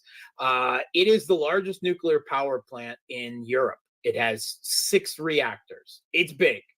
The Kiev regime has attacked this plant dozens of times over. They've launched amphibious assaults across the reservoir that it is perched on to try to seize it. That's failed. They've attacked it with artillery. They've attacked it with drones. And every time the Western media and governments play this, I can see no evil, I can hear no evil, and I certainly say no evil. And it's the same thing again. So the Kiev regime attacked one of the 2 cooling towers with a kamikaze drone, right? And this started a fire, which apparently substantially damaged some machinery, steam traps, and the like, in the cooling tower. Now, it's actually not a big deal. Right. I mean, of course, attacking a nuclear power plant with kamikaze drones, starting fires is not something you want to do. Right. It's not a good thing. But the 6 nuclear reactors have all been in cold shutdown for more than a year. The cooling requirements for them are very slight. The International Atomic Energy Agency has already reported that at no point during this has nuclear safety been seriously compromised. So, and for those, we talked about it at the time, but the containment domes that are actually around the reactors are so formidable that even the Western mainstream media assess that there's little short of a tac nuke that could penetrate them, and that's even questionable, to be perfectly honest. So, there's no catastrophic nuclear meltdown scenario on the board here. Now, that said, you don't want them attacking a nuclear power plant, right? Any nuclear power plant, not even one in cold shutdown. Now, the Kiev regime's narrative is a bit different. According to Zelensky himself, Russian forces set automobile tires on fire in the middle of the plant, and that's what caused this giant plume of smoke, which is the Putin's nuclear blackmail against Europe. And when will they stop this mad dictator? Blah, blah, blah, right? Now, the International Atomic Energy Agency has inspectors, staff on site there for, going on 2 years now. They're there 24/7. Now, the International Atomic Energy Agency is still largely under the control and then under enormous pressure from the West. So they never, despite all these attacks, they never point fingers. They say that's not their job. So their reports of the incident said that there were explosions, right, in the facility, and then they walked out of their own buildings and saw this fire. So how many exploding automobile tires do you know? which you can see the contradiction between the Kiev regimes in the US, but it doesn't make any difference. Like this, like with the destruction of the Nord Stream pipeline, like with the attacks on the Crimean bridge, like with the drone attacks on skyscrapers in the business part of Moscow City, right? It's those crazy Russians attacking themselves again, like Donbass, where the people of Donbass shelled themselves for 8 years. It has nothing to do with credibility or belief. It's what I like to call implausible deniability. We can't openly admit to supporting a sociopathic regime that is trying its best, even if its best isn't very good, for the largest act of nuclear terrorism that could be imagined on the European continent, and the potential health repercussions to Europe as a whole.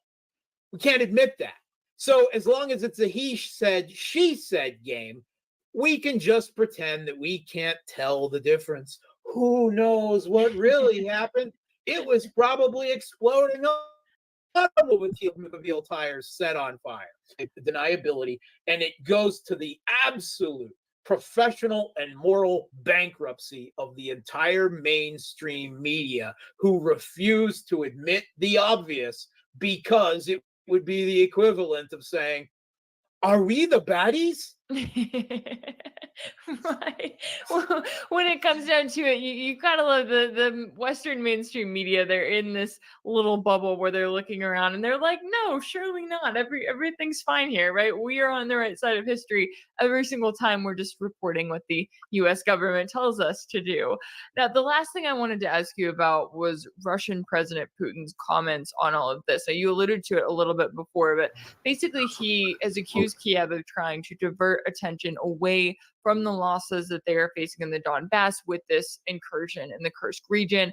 And he also said that any peace talks with Ukraine are impossible as long as it conducts strikes on civilian populations and threatens nuclear power plants. And when you look at what Kiev is doing and you look at the fact that this is all backed up by the West right now, how do you think that Russia sees this? And certainly, I guess, what could the response be moving forward? Is Russia likely to continue moving on in kind of the same way that they have, or could that be even in an increased momentum as they're seeing, look, the people that we're dealing with here are not normal if they're willing to carry out all of these attacks, not even to their own benefit, right? This isn't even helping Kiev out in the long term. I think with the rest of the world outside the West, they have been fed these hopes that peace negotiations might begin, that the Kiev regime sent their foreign minister Kuleba to China, that Modi is supposedly supposed to show up in Kiev in the near future and meet Zelensky, right? A road to negotiations. And then the Kiev regime comes along, invades a Russian backwater of no strategic value to the conflict, apparently for the headlines, and stages more attacks on a nuclear power plant, obviously signaling to everyone that negotiations aren't possible, right? How do you negotiate with this? So that is what the conclusion that Putin has reached. And it must be said, earlier in the week, the former president and prime minister and his close friend Medvedev was even much harsher. And basically the assessment of the Russian government is we can't negotiate with these people. We already said we can't, that Zelensky has no legitimacy constitutionally in Ukraine anymore. I don't think the entire regime ever had any legitimacy, personally, since the putsch in 2014.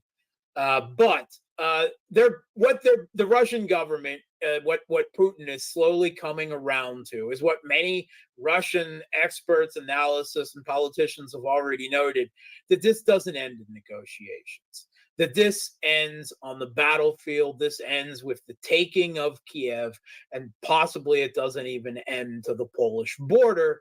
If it ends there, depending on what NATO may or may not do on the road to that. And that's basically what he signaled. You can't negotiate with people whom, out of desperation and losing on the battlefield, attack civilians and nuclear power plants. That's just the beginning.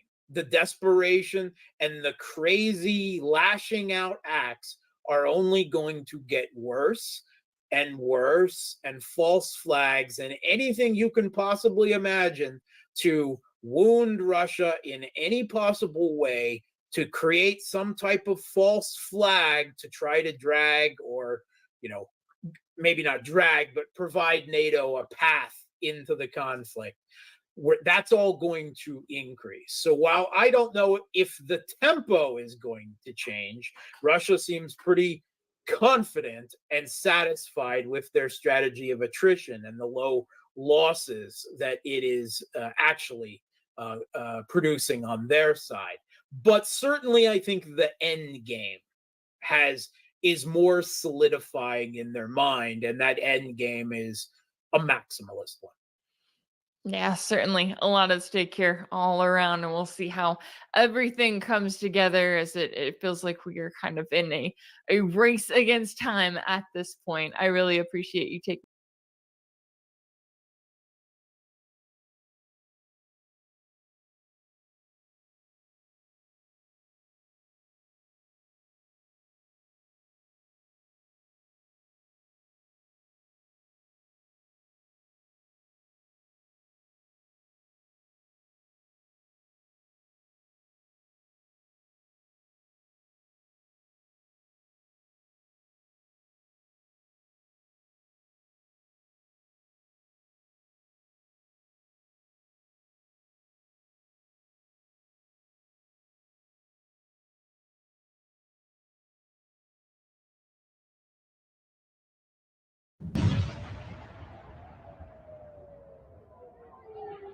The recent developments in northern Israel have raised significant concerns about the effectiveness of the country's defense mechanisms, particularly the Iron Dome, which has long been touted as a near impenetrable shield against incoming rocket fire.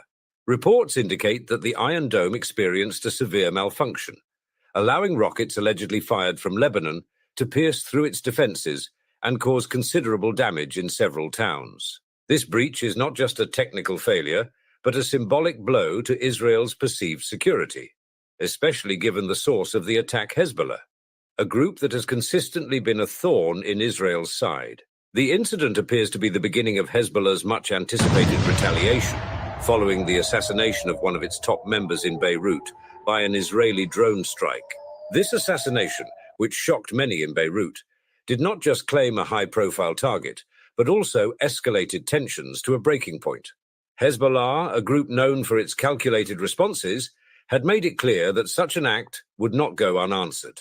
The raising of the red flag of revenge was a clear signal of the group's intent to strike back, and the recent rocket attack seems to be the first step in a broader campaign to reassert its position and re-establish deterrence. In the lead-up to this attack, Hezbollah demonstrated its growing capabilities by releasing a series of videos showing Israeli military sites, residential areas, ports, and spy bases.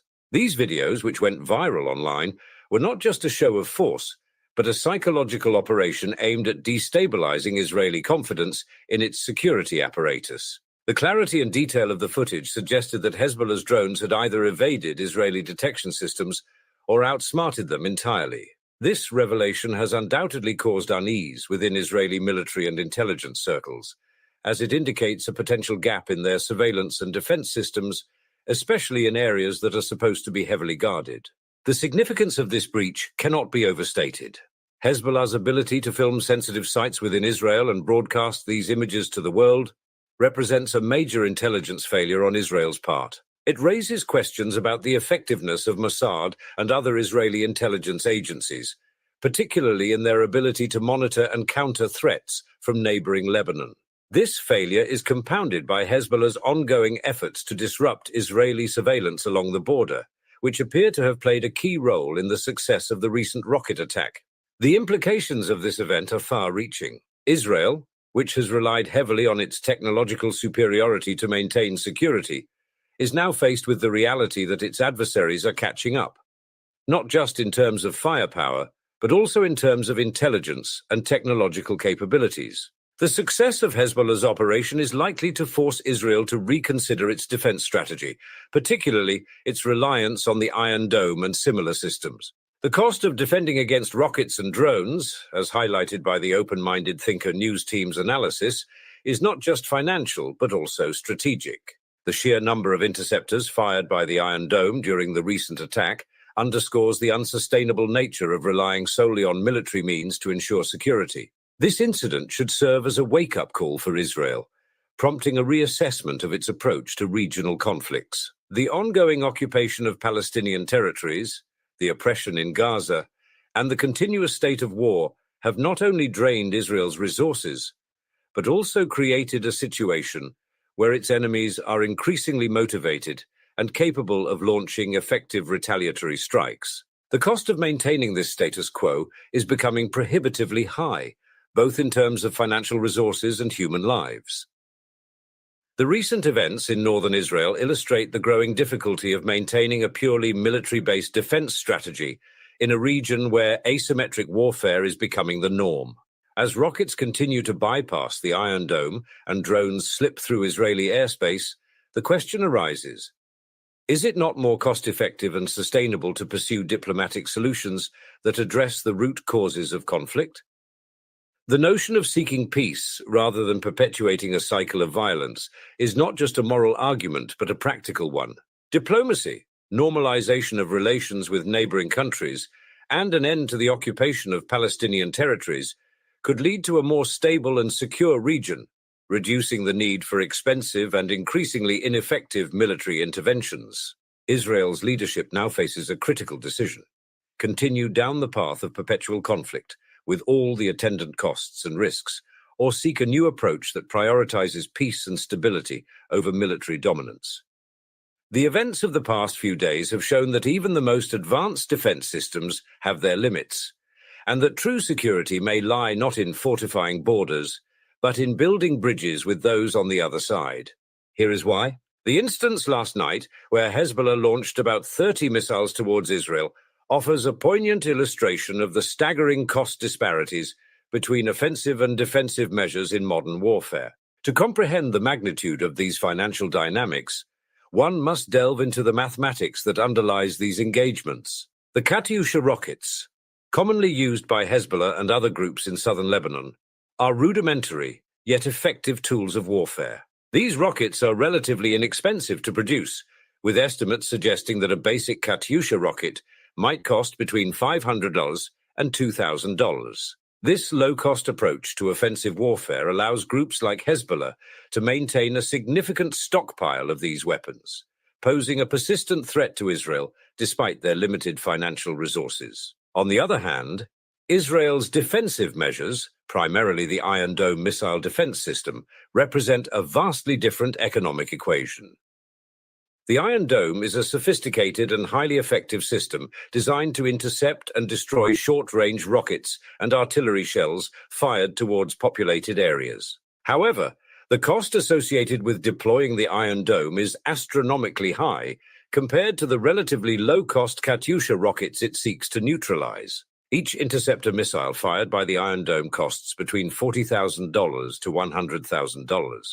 Depending on various factors such as the specific type of missile and the operational context. When considering that 30 rockets were launched from southern Lebanon, the Iron Dome would likely have needed to deploy several interceptor missiles to ensure the destruction of each incoming threat. Assuming a conservative estimate of one interceptor per rocket, the cost to Israel, and by extension American taxpayers who fund a significant portion of Israel's military budget, could easily range from $1.2 million to $3 million just to defend against a barrage of missiles that might have cost Hezbollah as little as $15,000 to $60,000 to launch. This economic disparity becomes even more alarming when one considers the effectiveness of the Iron Dome. Despite its high success rate, the Iron Dome is not infallible. There have been instances where the system failed to intercept incoming rockets, resulting in damage and casualties on the ground. This failure highlights a troubling reality. Even with billions of dollars invested in advanced defense systems, there remains a significant vulnerability that cannot be entirely mitigated. From a financial perspective, the situation becomes even more complex when we factor in the broader economic implications of these engagements. The cost of deploying the Iron Dome is not limited to the interceptor missiles alone. The overall expenses include maintenance, operational logistics, and the need to constantly upgrade and improve the system to counter evolving threats. These additional costs mean that each engagement represents a significant drain on Israel's defense budget, and by extension, on the American taxpayers who contribute to this funding. Moreover, the psychological and societal costs must also be considered. The constant threat of rocket attacks and the knowledge that even the most advanced defense systems cannot offer complete protection have a profound impact on the population. This state of perpetual insecurity can lead to economic instability, as businesses and individuals may be reluctant to invest in or commit to regions frequently targeted by rocket fire. In contrast, for groups like Hezbollah, the cost-benefit analysis is starkly different. The low cost of their offensive capabilities, combined with the psychological impact of their attacks, allows them to achieve their objectives with minimal financial expenditure. By forcing Israel to expend millions of dollars in defense for every small-scale attack, they effectively engage in a form of economic warfare that drains resources and sows uncertainty.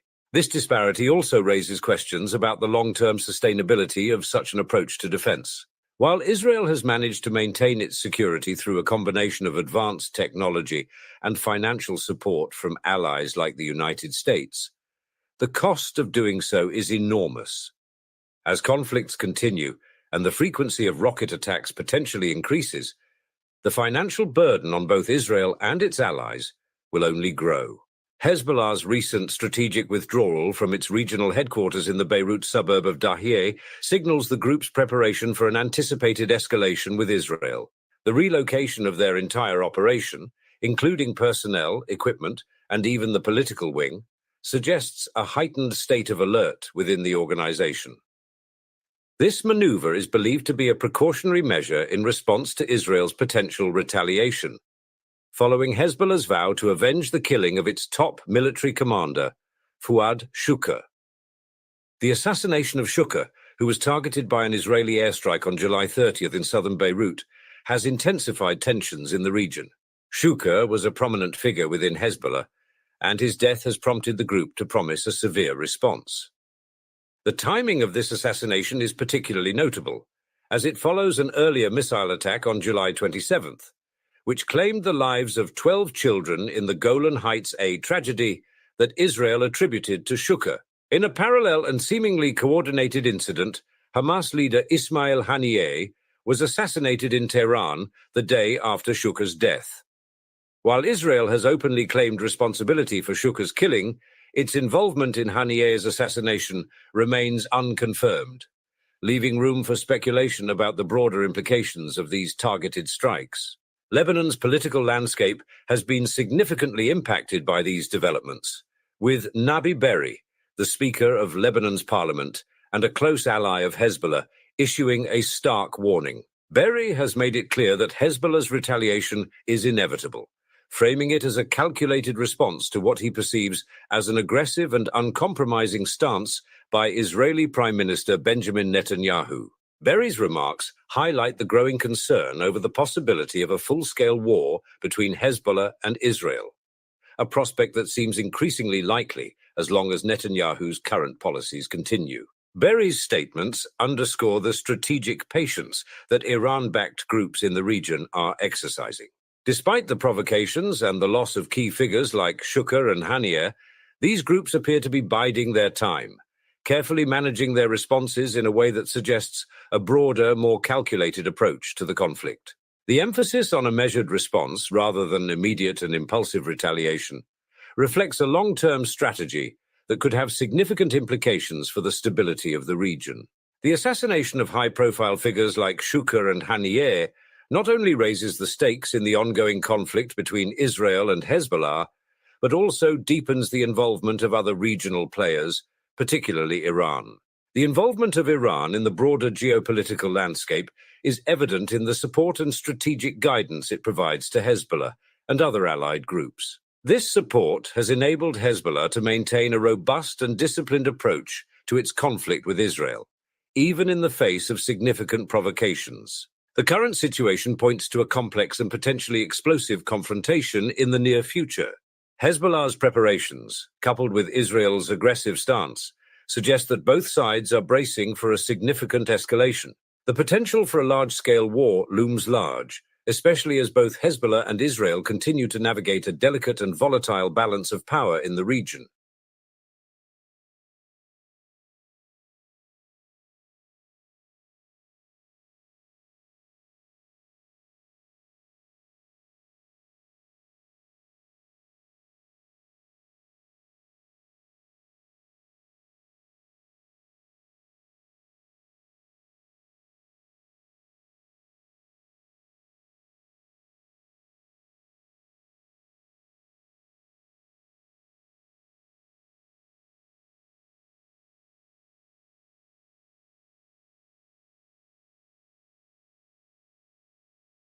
Friends, tensions are increasing once again in the Middle East. Currently, the most likely scenario is that Iran will use its minions and proxies in the region like Hezbollah and the Houthis of Yemen as an instrument of retaliation against Israel. In my previous video, I covered the possibilities of an Israeli invasion of South Lebanon. So today I'll cover what if Hezbollah strikes first. What if they launch a preemptive strike on Israel like some sort of blitzkrieg? Oh shit, not good. We could witness the infiltration of elite Hezbollah commandos deep inside Israel to capture key military positions and create chaos, combined with large rocket, missile, and drone strikes on critical military and economic installations across the country. However, this time on a much larger magnitude than what we have seen so far. Current Israeli estimates suggest that Hezbollah could fire 3,000 to 4,000 rockets daily at Israel, at least in the first stages of the war. In comparison, Hezbollah succeeded in firing a maximum of 160 rockets per day during the 2006 war, and averaged approximately 100 rockets every 24 hours.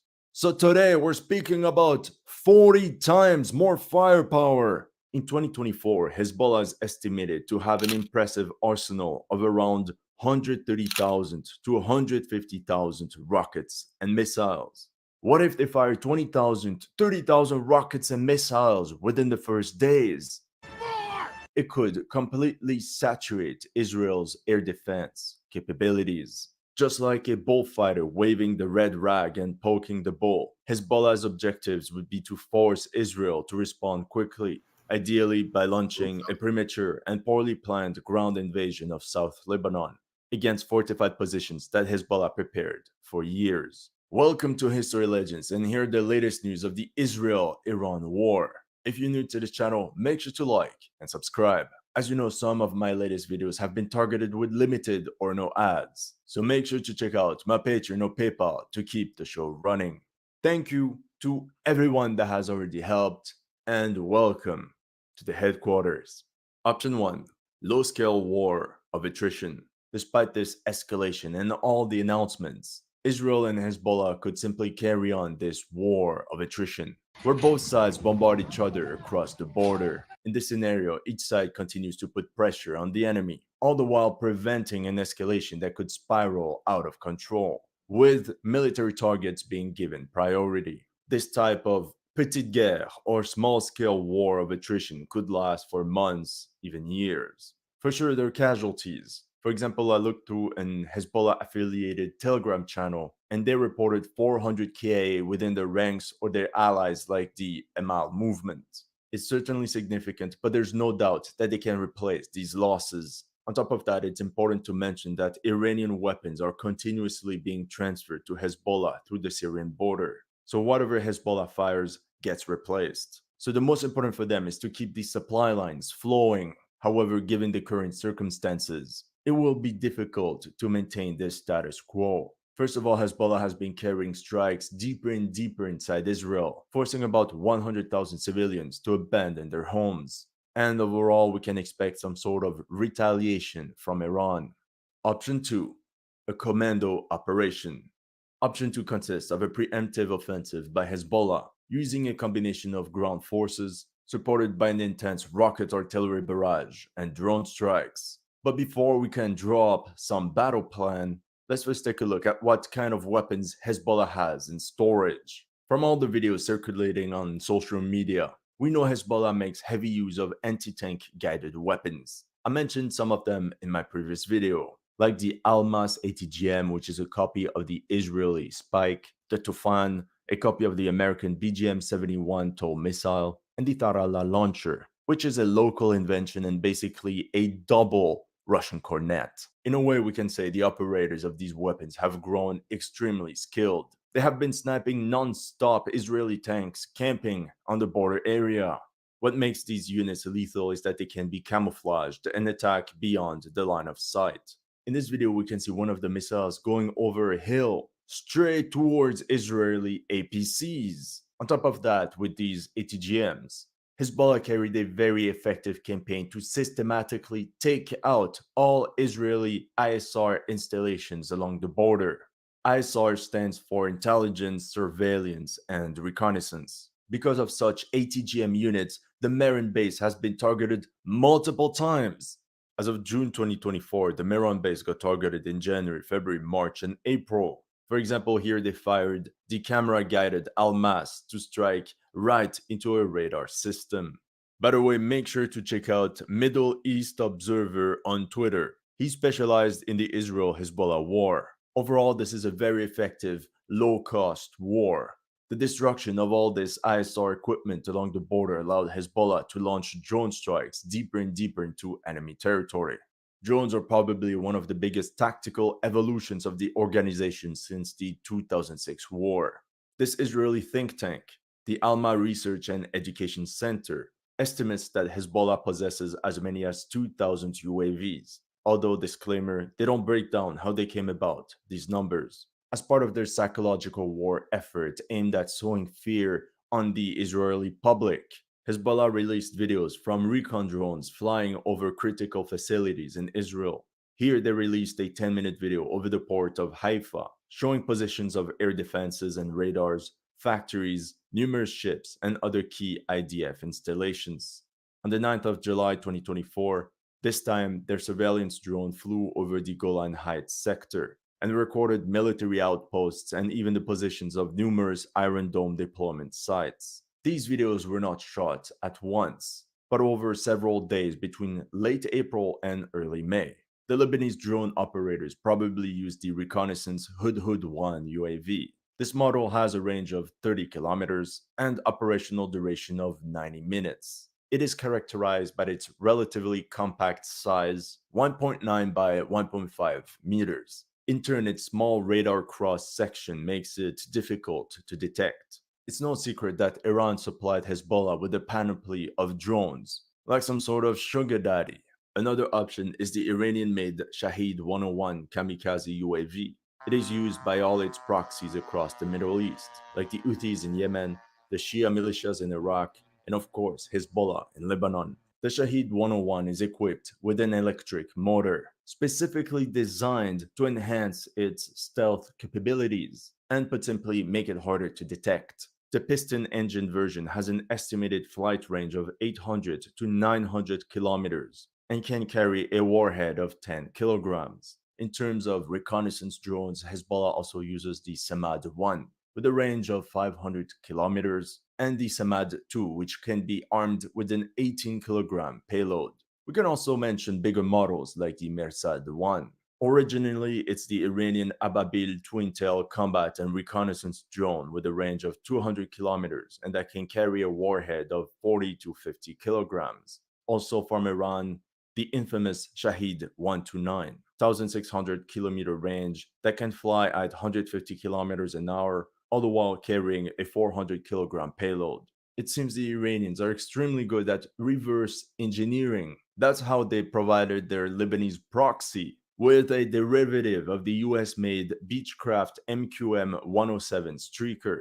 It's like some sort of long-range bomber drone that can carry two 250-pound general-purpose bombs at a range of 500 kilometers. But it can also be armed with anti-ship missiles like the Kawsar and Nasser 1. Lastly, we have to talk about the multi-role Mohajer UAV.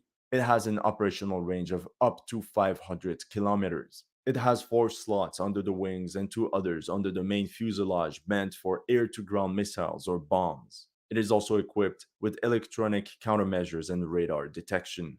Additionally, we have evidence of a couple of FPV drones. As you can see in this video, this one targeted an Israeli RPS-42 MHR radar. It is currently unknown how many FPV drones Hezbollah possesses. However, we can estimate multiple hundreds at least, since those are modified commercial drones that are relatively cheap and easy to procure. Now, if they really want to inflict damage, we'll have to look at their more endowed tubes. The bulk of Hezbollah's arsenal consists of short-range and unguided projectiles, mostly Katyusha variants. This part of the arsenal comprises different types of rockets, mainly 107 and 122 mm, whose reach ranges from 4 to 40 kilometers, and can carry warheads containing between 10 to 20 kilograms of high explosives or sub-munitions. The 122mm 9M22 Grad type is one of the most popular variants used by Hezbollah today. According to CSIS, Hezbollah has about 40,000 to 80,000 short-range unguided rockets, including the Katyusha variants. They also possess a number of unguided surface-to-surface artillery rockets of the model Falak. This rocket system was developed by Iran in the 1990s. There's the Falak 1 with a range of 10 kilometers and a warhead of 50 kilograms, and the Falak 2 that has a range of 10 kilometers as well, but this model carries a 120 kilogram high explosive warhead. Lastly, Hezbollah artillery units are also equipped with 107mm Fajr 1 multiple rocket launcher systems. The rockets can be fired by the Iranian-made Hasab type launchers, which is strangely similar to the German World War II Nebelwerfer. In the end, the Hasab launcher holds up to 12 rockets with a range of 8 to 10 kilometers and 8 kilogram HE warheads. Now, what can we expect Hezbollah to do with all this good stuff? Let's say they plan on carrying out a commando raid on the Miran base, a primary hub for command and control, electronic warfare, and surveillance in the north of Israel. Disclaimer: going commando is always a risky move.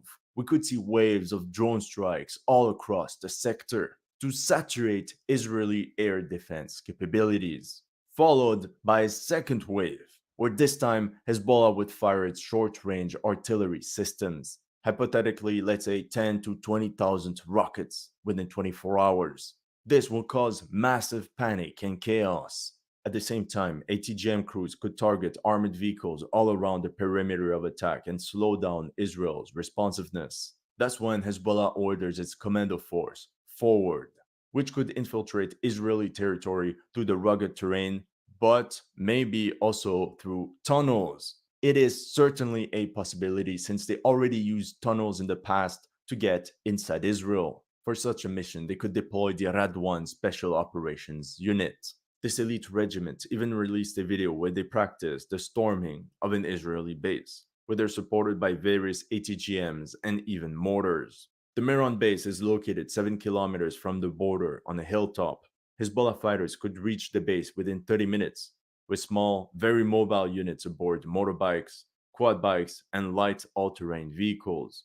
The goal could consist in a search and destroy mission, seizing ISR equipment, and even the capture of military personnel.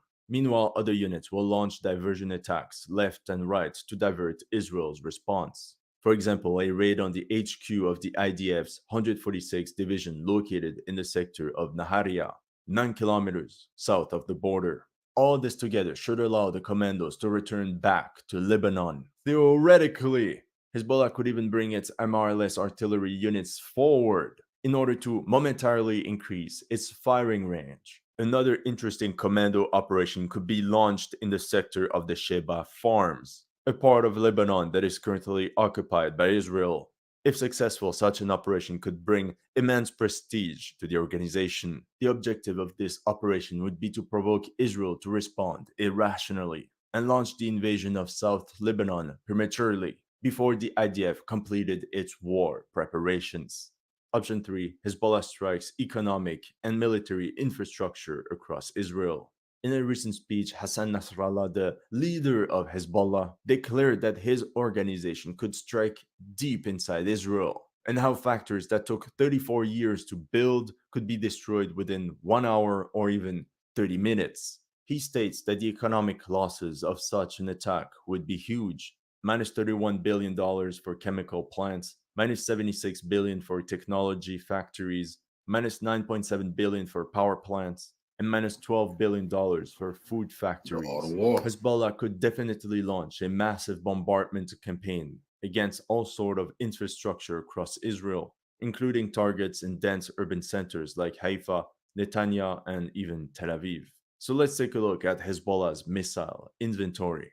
Hezbollah is believed to have around 80,000 medium-range rockets, such as the Fajr 3 with a range of 45 kilometers and a payload of 45 kilograms, and the Fajr 5 that can hit targets 75 kilometers away with a 90-kilogram warhead. As you can see here, the Fajr 3 launchers are already much bigger, as they're mounted on a truck chassis. The Shia militia's arsenal also holds Soviet Uragan type of rockets, like the Rad-2 with a 65-kilometer range, and the Rad-3 with a 70-kilometer range and a 50-kilogram warhead.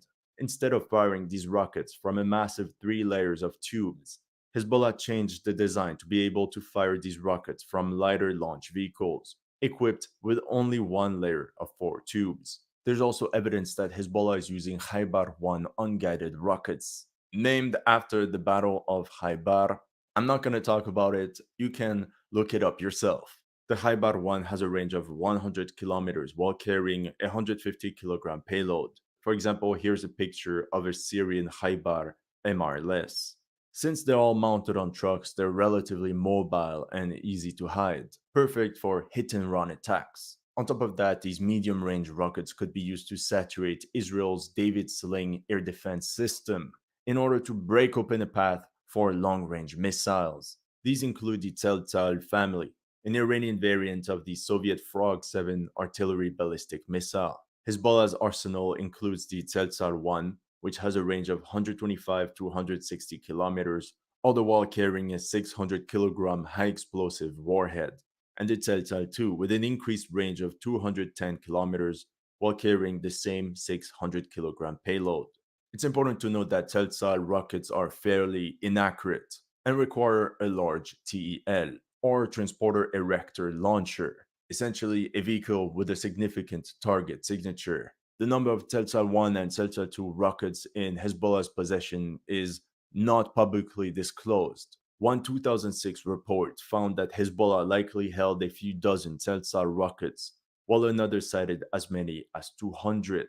If we take into account the massive increase in firepower of Hezbollah in the last 20 years, today it could be 40 times higher.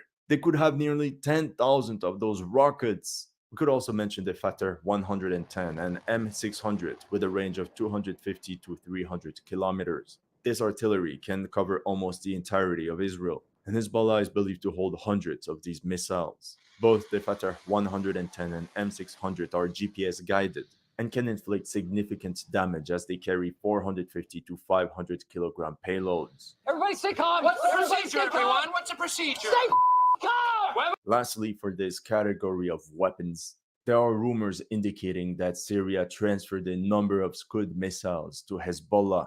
Just like the previous artillery systems, Scud variants range between 300 to 500 kilometers, but this time carrying 600 to 985 kilogram payloads, and they're said to require 45 minutes of preparation. In the end, they do not provide Hezbollah with as much of an advantage compared to the Fatr 110. Throughout this video, we only talked about ground targets, but don't you think that Israel's naval capabilities will not be affected? Hezbollah's arsenal includes the Chinese-made C-802, developed in the 1970s and 80s. It has a range of 120 kilometers while carrying a 165 kilogram warhead. It is currently unclear how many CO-82 ASCMs Hezbollah has in its arsenal, but according to this picture, they have at least 5. They even recorded this cool little video to flex. On top of that, Israel considers the Russian-made Yahunt anti-ship cruise missile to be one of the main threats it faces from Hezbollah. According to US intelligence, In 2016, Syria transferred 12 Yahon ASCMs to Hezbollah. The Yahon has a range of 300 kilometers, while carrying either a 200 kilogram high explosive warhead or a 200 kilogram semi-armor piercing warhead. What makes it dangerous is that it is supersonic and employs inertial navigation-based guidance. This could seriously complicate Israel's blockade of Lebanon, especially considering Hezbollah's coastal radars. Thank you for your patience. Now let's take a look at the battle plan. The first array of strikes could be fired against economical infrastructure. Israel is highly dependent on importations, so a primary target could be the port of Haifa in the north of the country. It's Israel's main port as it handles 30 million tons of cargo per year. Hezbollah can reach it with medium-range rockets, drones, and long-range missiles. Potentially, there could be strikes on the port of Ashdod, which handles 19 million tons of cargo, and the port of Hadera, located between Haifa and Tel Aviv, which handles 7 million tons of cargo. Due to its location and importance, a strike on the port of Haifa is to be expected. We just have to look at all the logistics infrastructure that Hezbollah's drones recorded. An attack using swarms of unmanned surface vessels is also a threat to be taken seriously. These strikes alone will put a serious strain on Israel's economy, but Hezbollah could go even further. Haifa and Ashdod are two major cities, where Hezbollah could also target various power plants and refineries, essentially put down the country's energy system. Without it, the economy will be paralyzed. Both Haifa and Ashdod's oil refineries are within strike distance of medium-range rockets and long-range missiles, as well as some of their drones like the Shahid 129, Karar, Mohajer, and Samad. Here's a map of potential power plants that could be targeted. But of course, like the war in Ukraine has demonstrated, destroying a power plant with missiles is not an easy task. So Hezbollah will probably concentrate on the largest ones located closer to the Lebanese border, such as Orat Rabin, Haifa, and Hagit. On top of economic infrastructure, there are various military installations that could also be targeted, primarily Iron Dome radars and command and control centers. We talked about the Meron base earlier. Instead of a risky commando operation, they could simply blast it with missiles.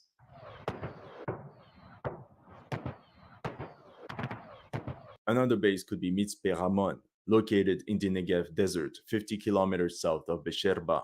Only long-range missiles and drones could strike it. For information, Mitzpe Ramon Air Base was struck on the 13th of April 2024, as it was slightly damaged by 7 Iranian missiles. The radars of Mitzpe Ramon are important because they provide Israel with an aerial picture of the entire southern theater that covers southern Israel, Egypt, Jordan, and Saudi Arabia.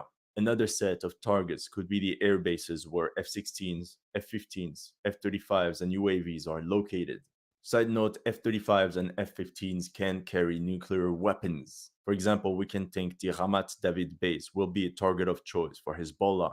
It's located 20 kilometers southeast of Haifa and home to 3 squadrons of F-16s, 2 squadrons of UAVs, and 1 squadron of Eurocopter Panther helicopters. It's not a coincidence that on the 24th of July, Hezbollah released this video of yet another one of the recon drones flying right over this very important airbase. Otherwise, all the other ones are located south of Tel Aviv. Palmashim, Tel Nof, Hatzor, Sdod Misha, Hatzerim, Nevatim, Ramon, Ovda. To strike them, Hezbollah will have to launch its precious long-range missiles and bypass air defense. Of all the air bases in the south, Nevatim could be a primary target, home to 3 squadrons of F-35s and 1 squadron of GV and G550 aircraft that are used for special electronic mission aircraft, conformal airborne early warning, electronic intelligence, and communication intelligence. With that being said, I still believe Hezbollah will focus its attention on targets located in the north of Israel. The big question is, can Israel afford to let Hezbollah grow stronger and stronger as years go by? We already saw how much they increased their firepower between 2006 and now. What is it going to be like in 10, 15 years? That's all I have for you today. Let me know in the comment section.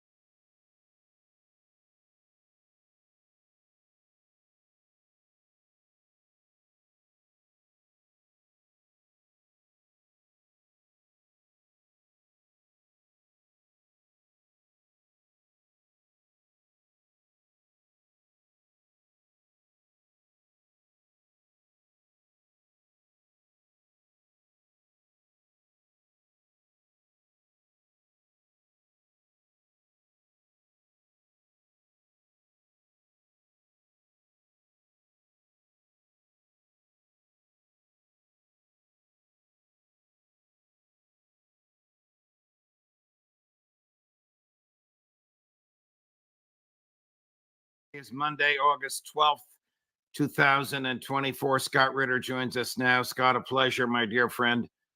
Thank you for taking the time to chat with us. I have many questions to ask you about the latest in Israel and many questions to ask you about the latest in Ukraine and Russia. But before I do, you had an encounter with the FBI in your home last week.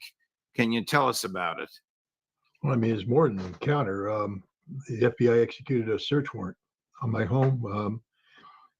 We lost count at 30, but we think there might have been close to 40 FBI special agents and auxiliary personnel who paid my home a visit. Did they tell you they were coming, or did they just show up?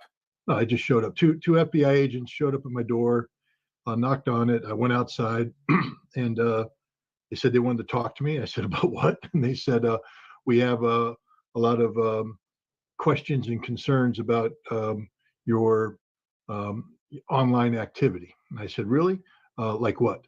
And they said, well, it relates to the Foreign Agent Registration Act. I said, you want to talk about it? I'm not letting you in my house. But we can sit out here and talk if you want to. They said, well, actually, we're coming in your house. And they showed me the search warrant. And then suddenly the whole area swarms, and they brought out a SWAT team and gear. And, they're like, we got to clear your house. And I said, guys, I got 4 dogs behind the door that are worried. And you're not opening this door and going in with a SWAT team because you're not shooting my dogs. And so what's going to happen is put a gun against my head, but I'm going in that house and I'm moving my damn dogs out to the backyard. Then you can do whatever you want. I don't care. And so they were cool. I mean, look, I have to get to the FBI guys. They're very calm, very professional, very courteous the entire time, clearly executing orders that they've been given. And the search warrant allowed them to come in and seize my electronic devices. I mean, it's very specific about what they can and can't do. So they could seize electronic devices, cell phones, computer storage, electronic, things of that nature. Well, clearly surely focused on more than electronics. that, knowing the way they are. They stole everything. I mean, I'm calling them out right now. You guys know what you took. They took gifts that were given to me of a non-electronic nature. They took documents beyond the ones that they ended up. They took my entire WMD archive. When I was a weapons inspector in Iraq, the receipts that allowed me to stare down the United States and all the other liars who were trying to go to war on Iraq based upon their lies about WMDs. It wasn't just my word that helped me prevail. It was the fact that I had done the job for 7 years and I had 7 years worth of receipts. None of it's classified. All of it is considered sensitive by the United States, but none of it's classified. You can't give classified information to the United Nations. But they found that down in my basement and they seized that whole thing. 24 boxes, 80,000 pages. And they, I said, you got to give it back, guys. You can't have this. And they said, well, we have to review it. I said, okay, but you have to. Joe Biden and Kamala Harris, It's not classified. So they took that, but then they took other things. They took documents out of my dresser, not my dresser, but my cabinet here. They took documents out of my desk. And like I said, they took gifts, things that weren't electronic in nature. I don't know what they think they're doing. I mean, just be honest and put it on the damn receipt, but the receipt doesn't show any of the stuff that's missing. So it's some sort of stupid game they're playing here, but it is what it is. They indicated it was about Foreign Agent Registration Act, and 2 FBI agents spent 5 hours questioning me. And I never asked for a lawyer because I haven't committed a crime. I told that. I said, just tell me what you're looking for. You don't have to do this. Tell me what you're looking for and I'll take you to it. Tell me what you want to know and I'll let you know. I got nothing to hide here. But they're concerned. It came down to they're concerned about my relationship with the Russian government and that somehow I'm taking direction from the Russian government.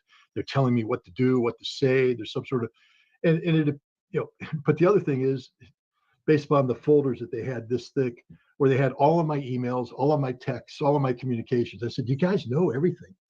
I mean, everything that's on that computer is getting ready to seize. Texts. Did they have a search warrant to surveil you that preceded this raid on your house? They didn't tell me that. They just showed me the texts that they had printed out. Clearly, they admitted that they had been monitoring me for years. I said, how long has this been going on? They said, well, we've been looking at you for years. I said, okay, I sort of suspected that. I don't care. I have nothing to hide.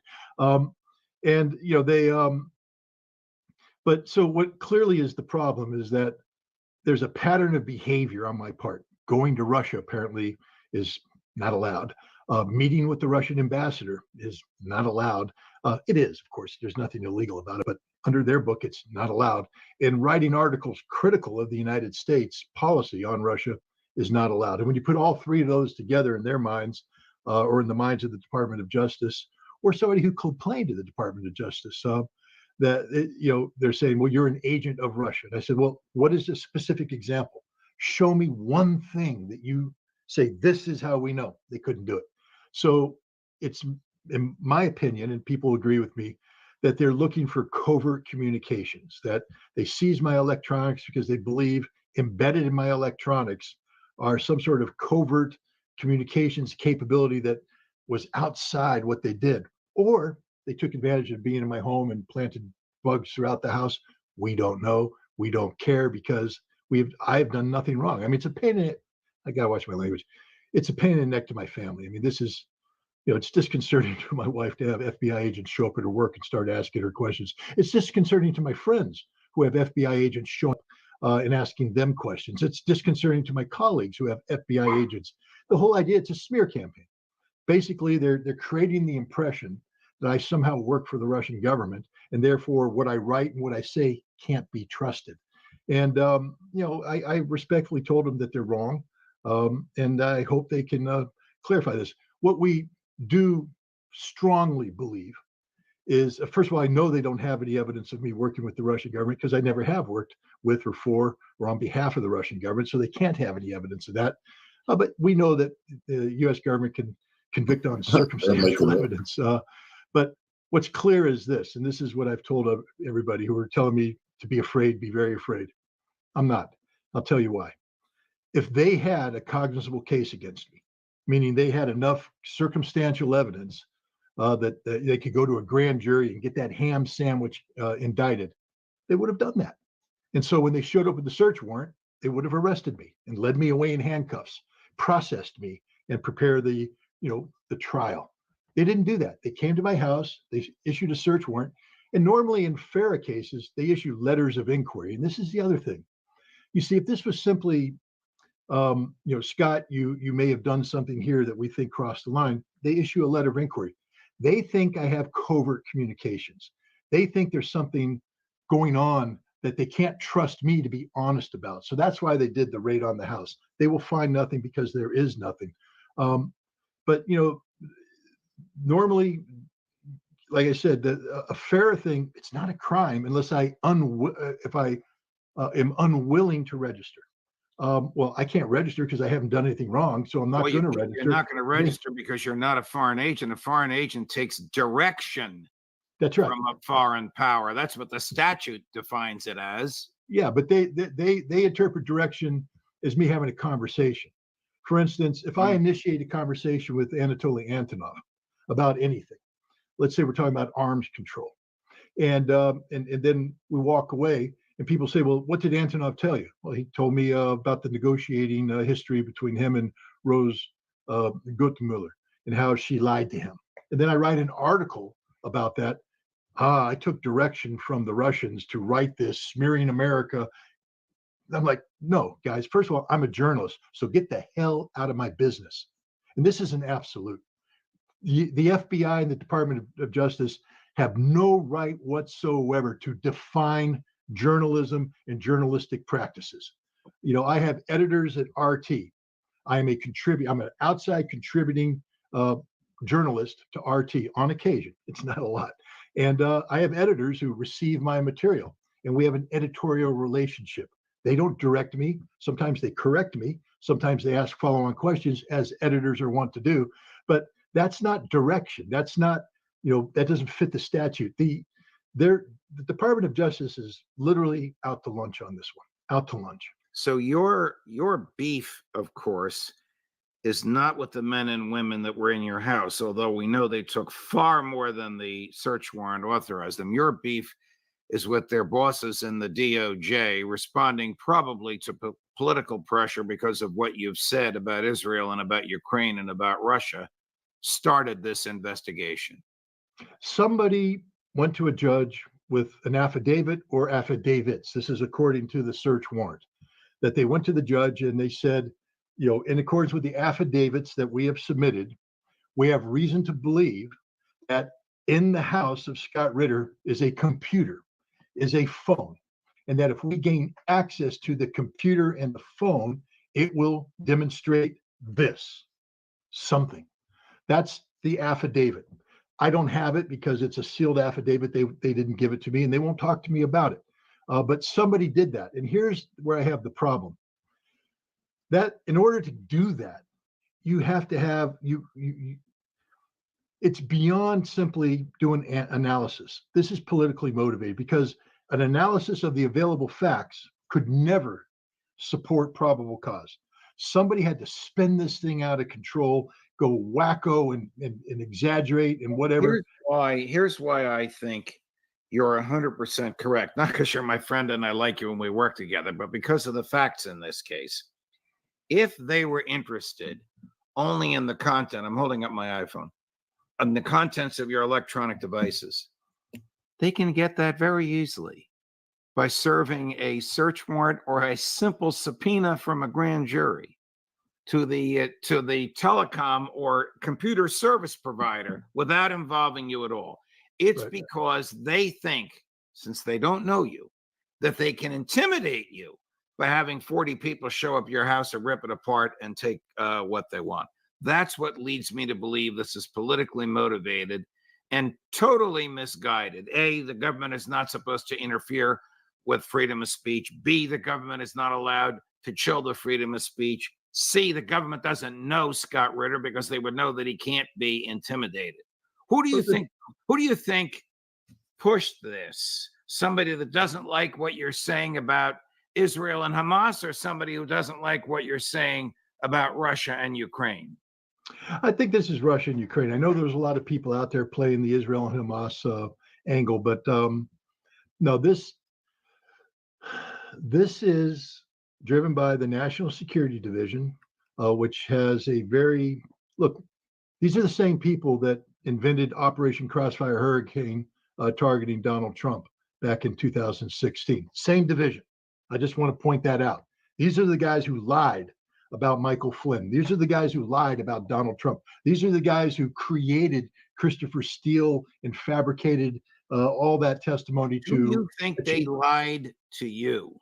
Because unfortunately, the law is so skewed that the FBI can lie to us, but if we lie to them, it's a crime. Do you think they lied to you in the 5 hours of interrogation? It's possible. It's possible.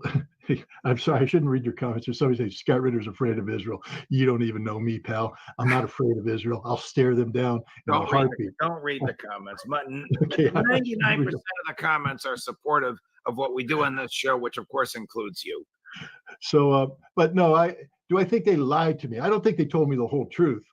But they were clearly, I have to say, the two agents, there were uncomfortable pauses because the answers I was giving them weren't the answers they wanted or were expecting. And I kept looking at them and saying, hey, you guys clearly have something on your mind. You're looking at each other. Just tell me what it is. Talk to me. And then they slowly go in and open up their folders. And that's when they pulled out the copies of my texts, of my emails that go back 2 years and all that. And I said, you guys have been at this a long time. They went, yeah, we've been following you a long time. I want to remind everybody the following. The FBI, the House Judiciary Committee, had a hearing last year where they found, or earlier this year, where they found that the FBI, through their legal attaché office in Kiev, took instructions from the Ukrainian intelligence service to put pressure on American social media platforms, Twitter, YouTube, others, to shut down accounts that the Ukrainian government found to be offensive, found to be, somehow not propagating the Ukrainian. So the FBI already has a track record of working on behalf of Ukraine. I also want to remind your audience that the United States State Department, using taxpayer funds, helped the Ukrainians create something called the Center for Countering Disinformation that works under the auspices of the presidency of Ukraine.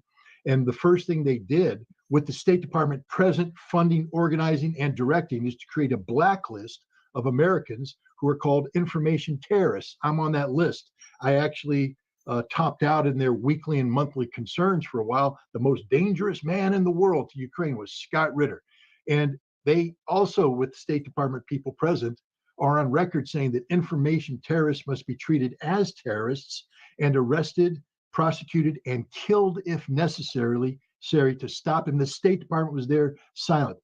So what I'm trying to tell you is that the State Department is working with the Ukrainian government to silence American voices, an absolute violation of our constitutional rights. So when you say who's behind this, I know for a fact that the State Department and the FBI and the CIA have received reams of information from the Ukrainians complaining about my activities, calling me the most dangerous information terrorist in the world today for Ukraine, and that this has to translate into political pressure on people. So the FARA enforcement unit of the National Security Division of the Department of Justice picked this case up. They've been following me for 2 years.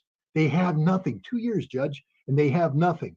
They finally were told to pull the trigger because I'm apparently getting too much attention here at home. So they have to smear me. They have to silence me. I'll just say two last things. You'll not find a more patriotic person in America today than me. There's a lot of patriots out there, and I support them. But I will take a second seat to nobody. I love this country. I will die for this country. And everything I do today is in defense of this country, including, just for the sake of you out there, articulating that America is better off having good relations with Russia, not seeking war with Russia and promoting arms control with Russia. This isn't because I'm pro-Russian. I'm not pro-Russian. I'm pro-American. And these are all good policies for America. You can disagree with me, but don't you ever say that what I'm doing isn't supporting the country I love and I'll give my life to. And the second thing is, who the hell thinks I can be bought? Do they not know that Paul Wolfowitz in 1998 tried to bribe me with multi-million dollars to lie about Saddam Hussein, invite me into the administration of the future George W. Bush, offer me a job at the Pentagon or the CIA, book contracts, the whole thing. The United States government, or at least those who want to be part of it, have put millions of dollars in front of me if I would lie. I don't lie. The truth is my weapon. It's inconvenient sometimes to people, but the notion that I would work on behalf of the Russian government and tell lies or peddle lies is absurd in the extreme. And that's the two messages I want to send to the Department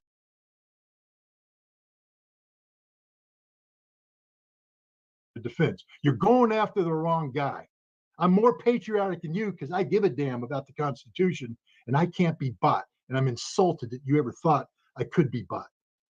You have known for some time that you were on this hit list because you told our audience about it back in June. Before we get into some substantive things about Russia and Ukraine, were these FBI agents ex-Marines by any chance?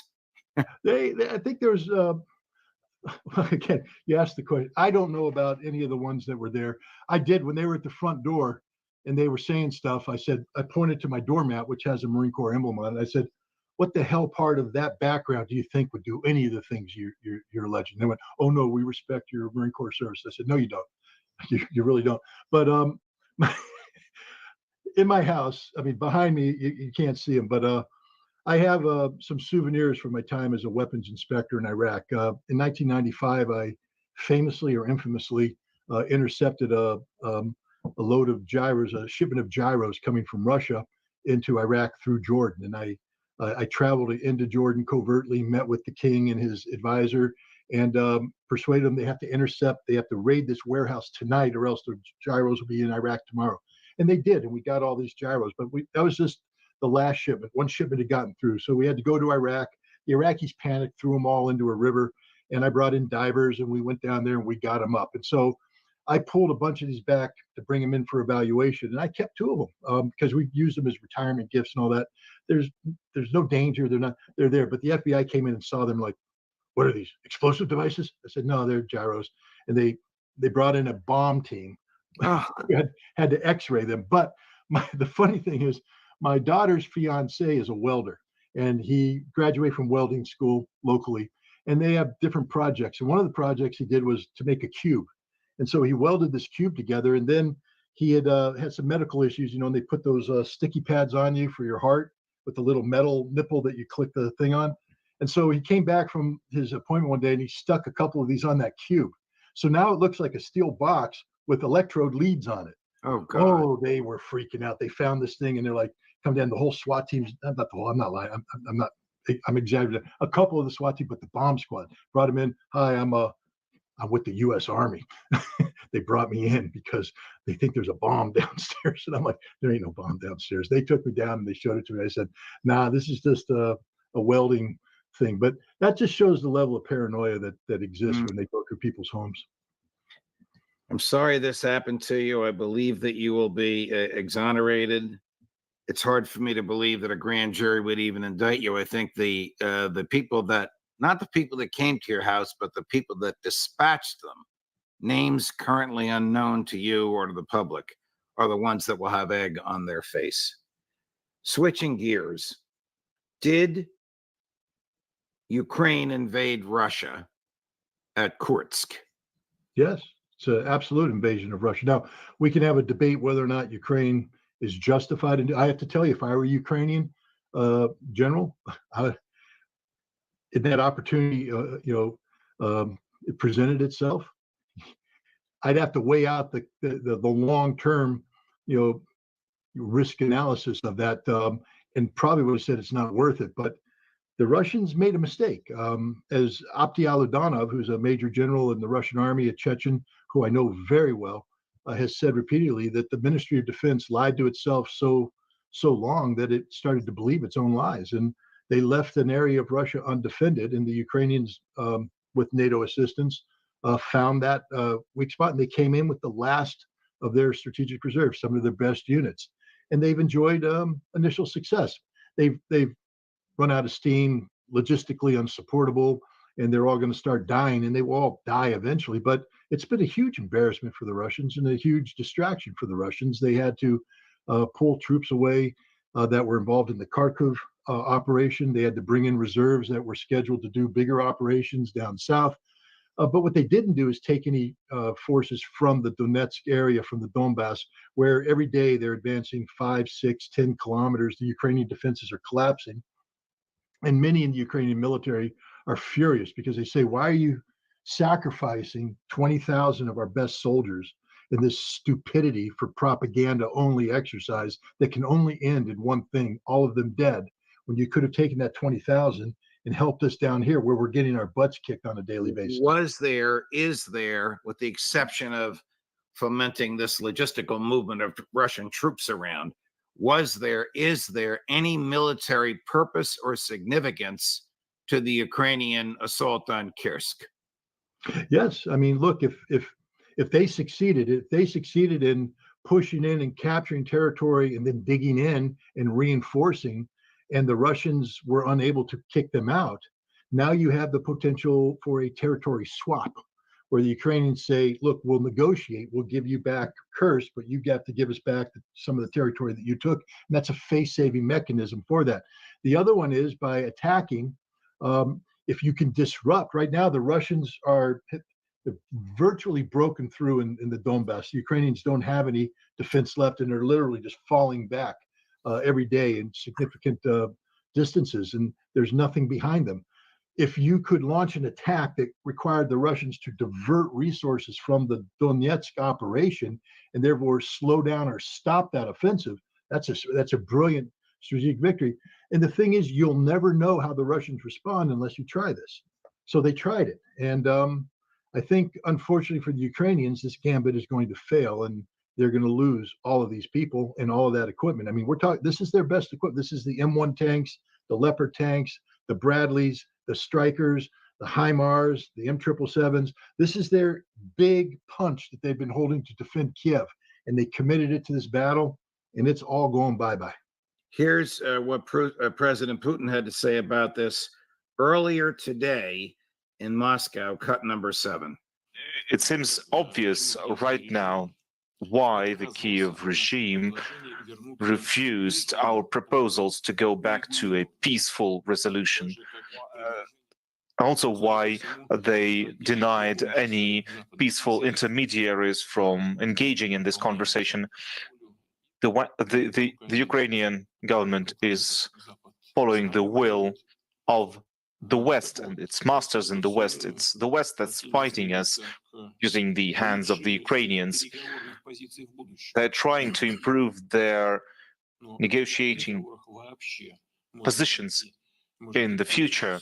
But what negotiations could we even talk about with people who are attacking civilians, civilian infrastructure, or trying to create threats for nuclear industry facilities? What is there to even talk about with them? Sounds like he has the same line of thought that you do. The whole purpose of this was to get an upper hand in negotiating. But why would we talk to somebody that invades our country and is killing civilians? It's even worse for the Ukrainians in this, because Ukrainians have never been interested in a real negotiation. Dmitry Medvedev, the former president, former prime minister, currently deputy head of the National Security Council, big, one of the primary advisors to Vladimir Putin. He's got a reputation for being somewhat of a hothead who goes out on social media, maybe plays the bad cop to Putin's good cop. Putin is pretty mad right now. I look at his face. That's a face of a stone cold killer. And Medvedev basically said that, and Abdi Aladanov, again, the Russian leader, Russian Chechen leader, has said the same thing. This doesn't end with the recapture of Kursk. That Ukraine is going to be punished, and this means, frankly, they've lost Sumy, which is the province from where these guys launched. They're going to lose Kharkov. They're going to lose Dnipropetrovsk. They're going to lose Nikolaev. They're going to lose Odessa. This was fatal for the future of Ukraine. The Russians are furious, and when Putin says there will be no negotiation, that means this war ends on Russia's terms. For all the Ukrainians out there who gloat about, we've driven the Russian Navy from Sevastopol. Well, how? Because the Ukrainians are in Odessa. Do you honestly think that Russia will ever come up with a peace agreement that allows Ukraine to remain in Odessa? No. Kharkov, you've lost that because you've attacked into Belgorod. Sumy, you just lost that.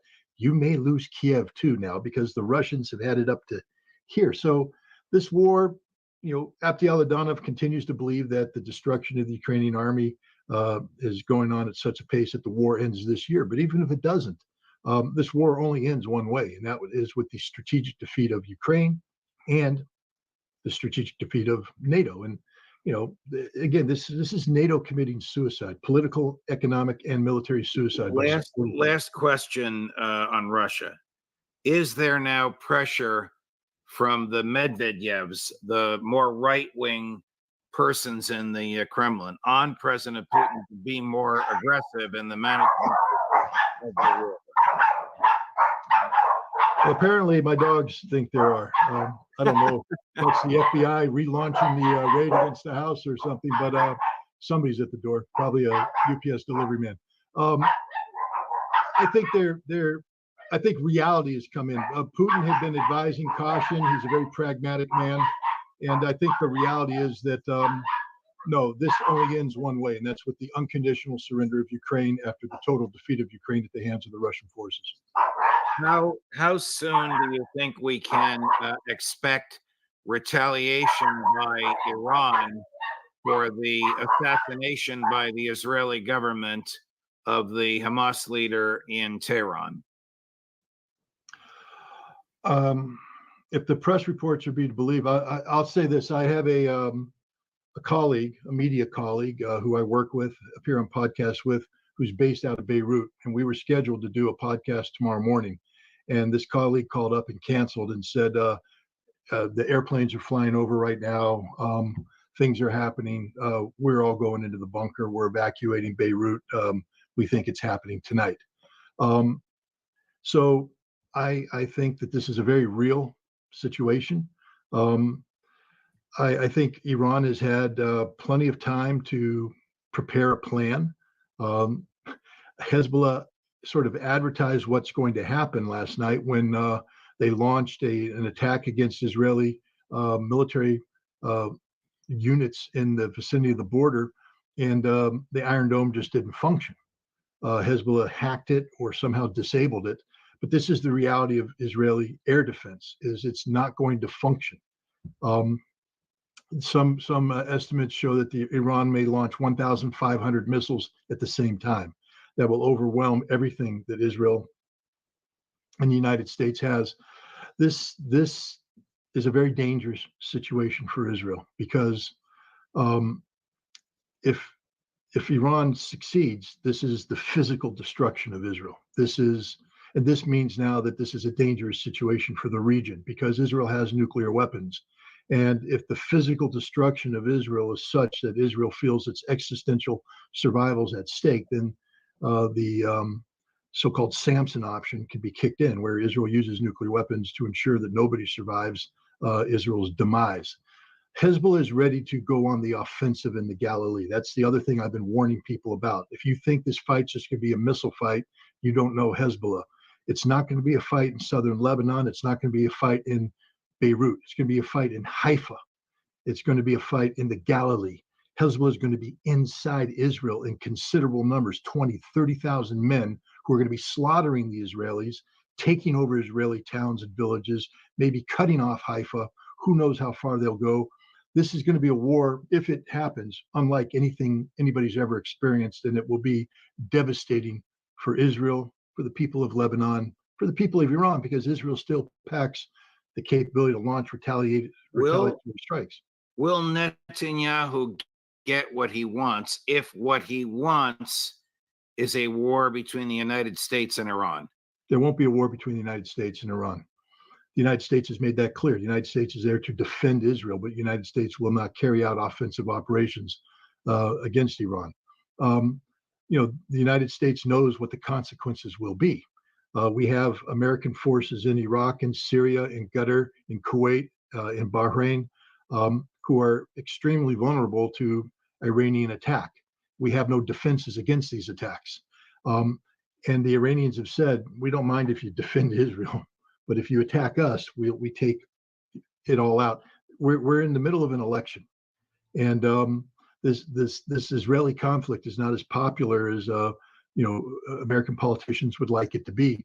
And to get America dragged down in a war where we lose hundreds, if not thousands, of Americans instantly, when we have aircraft carriers sinking, when we have ships sinking, and then politicians have to say, how did this happen?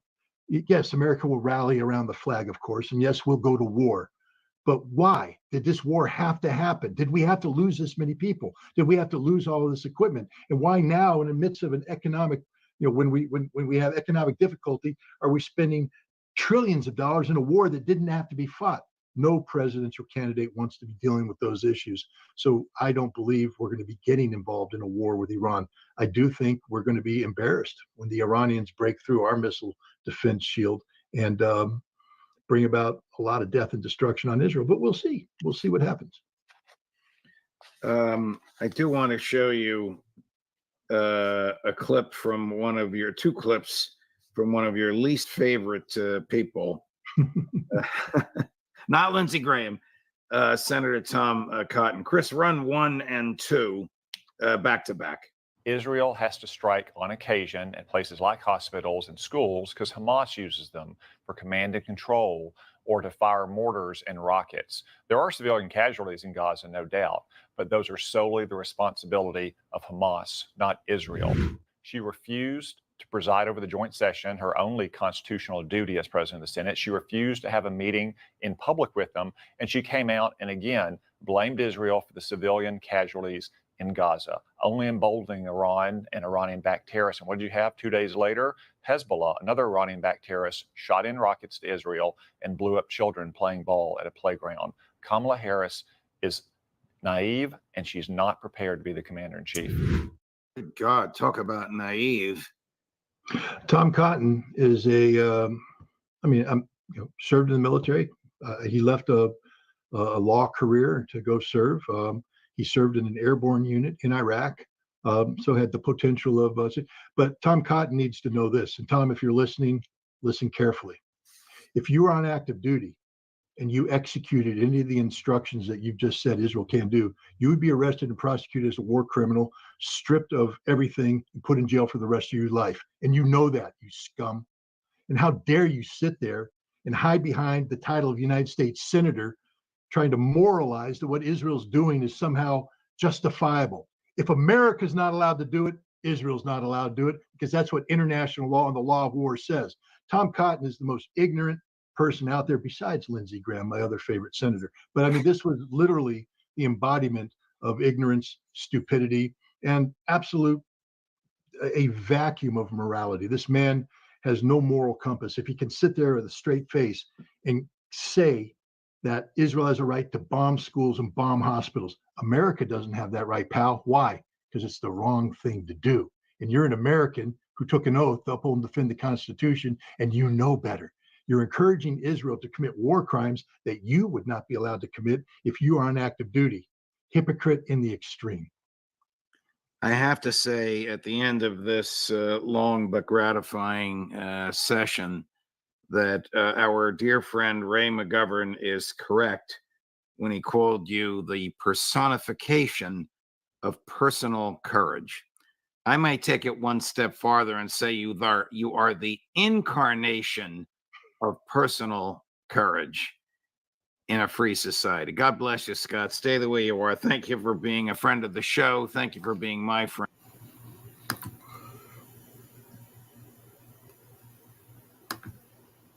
Kofi, follow me.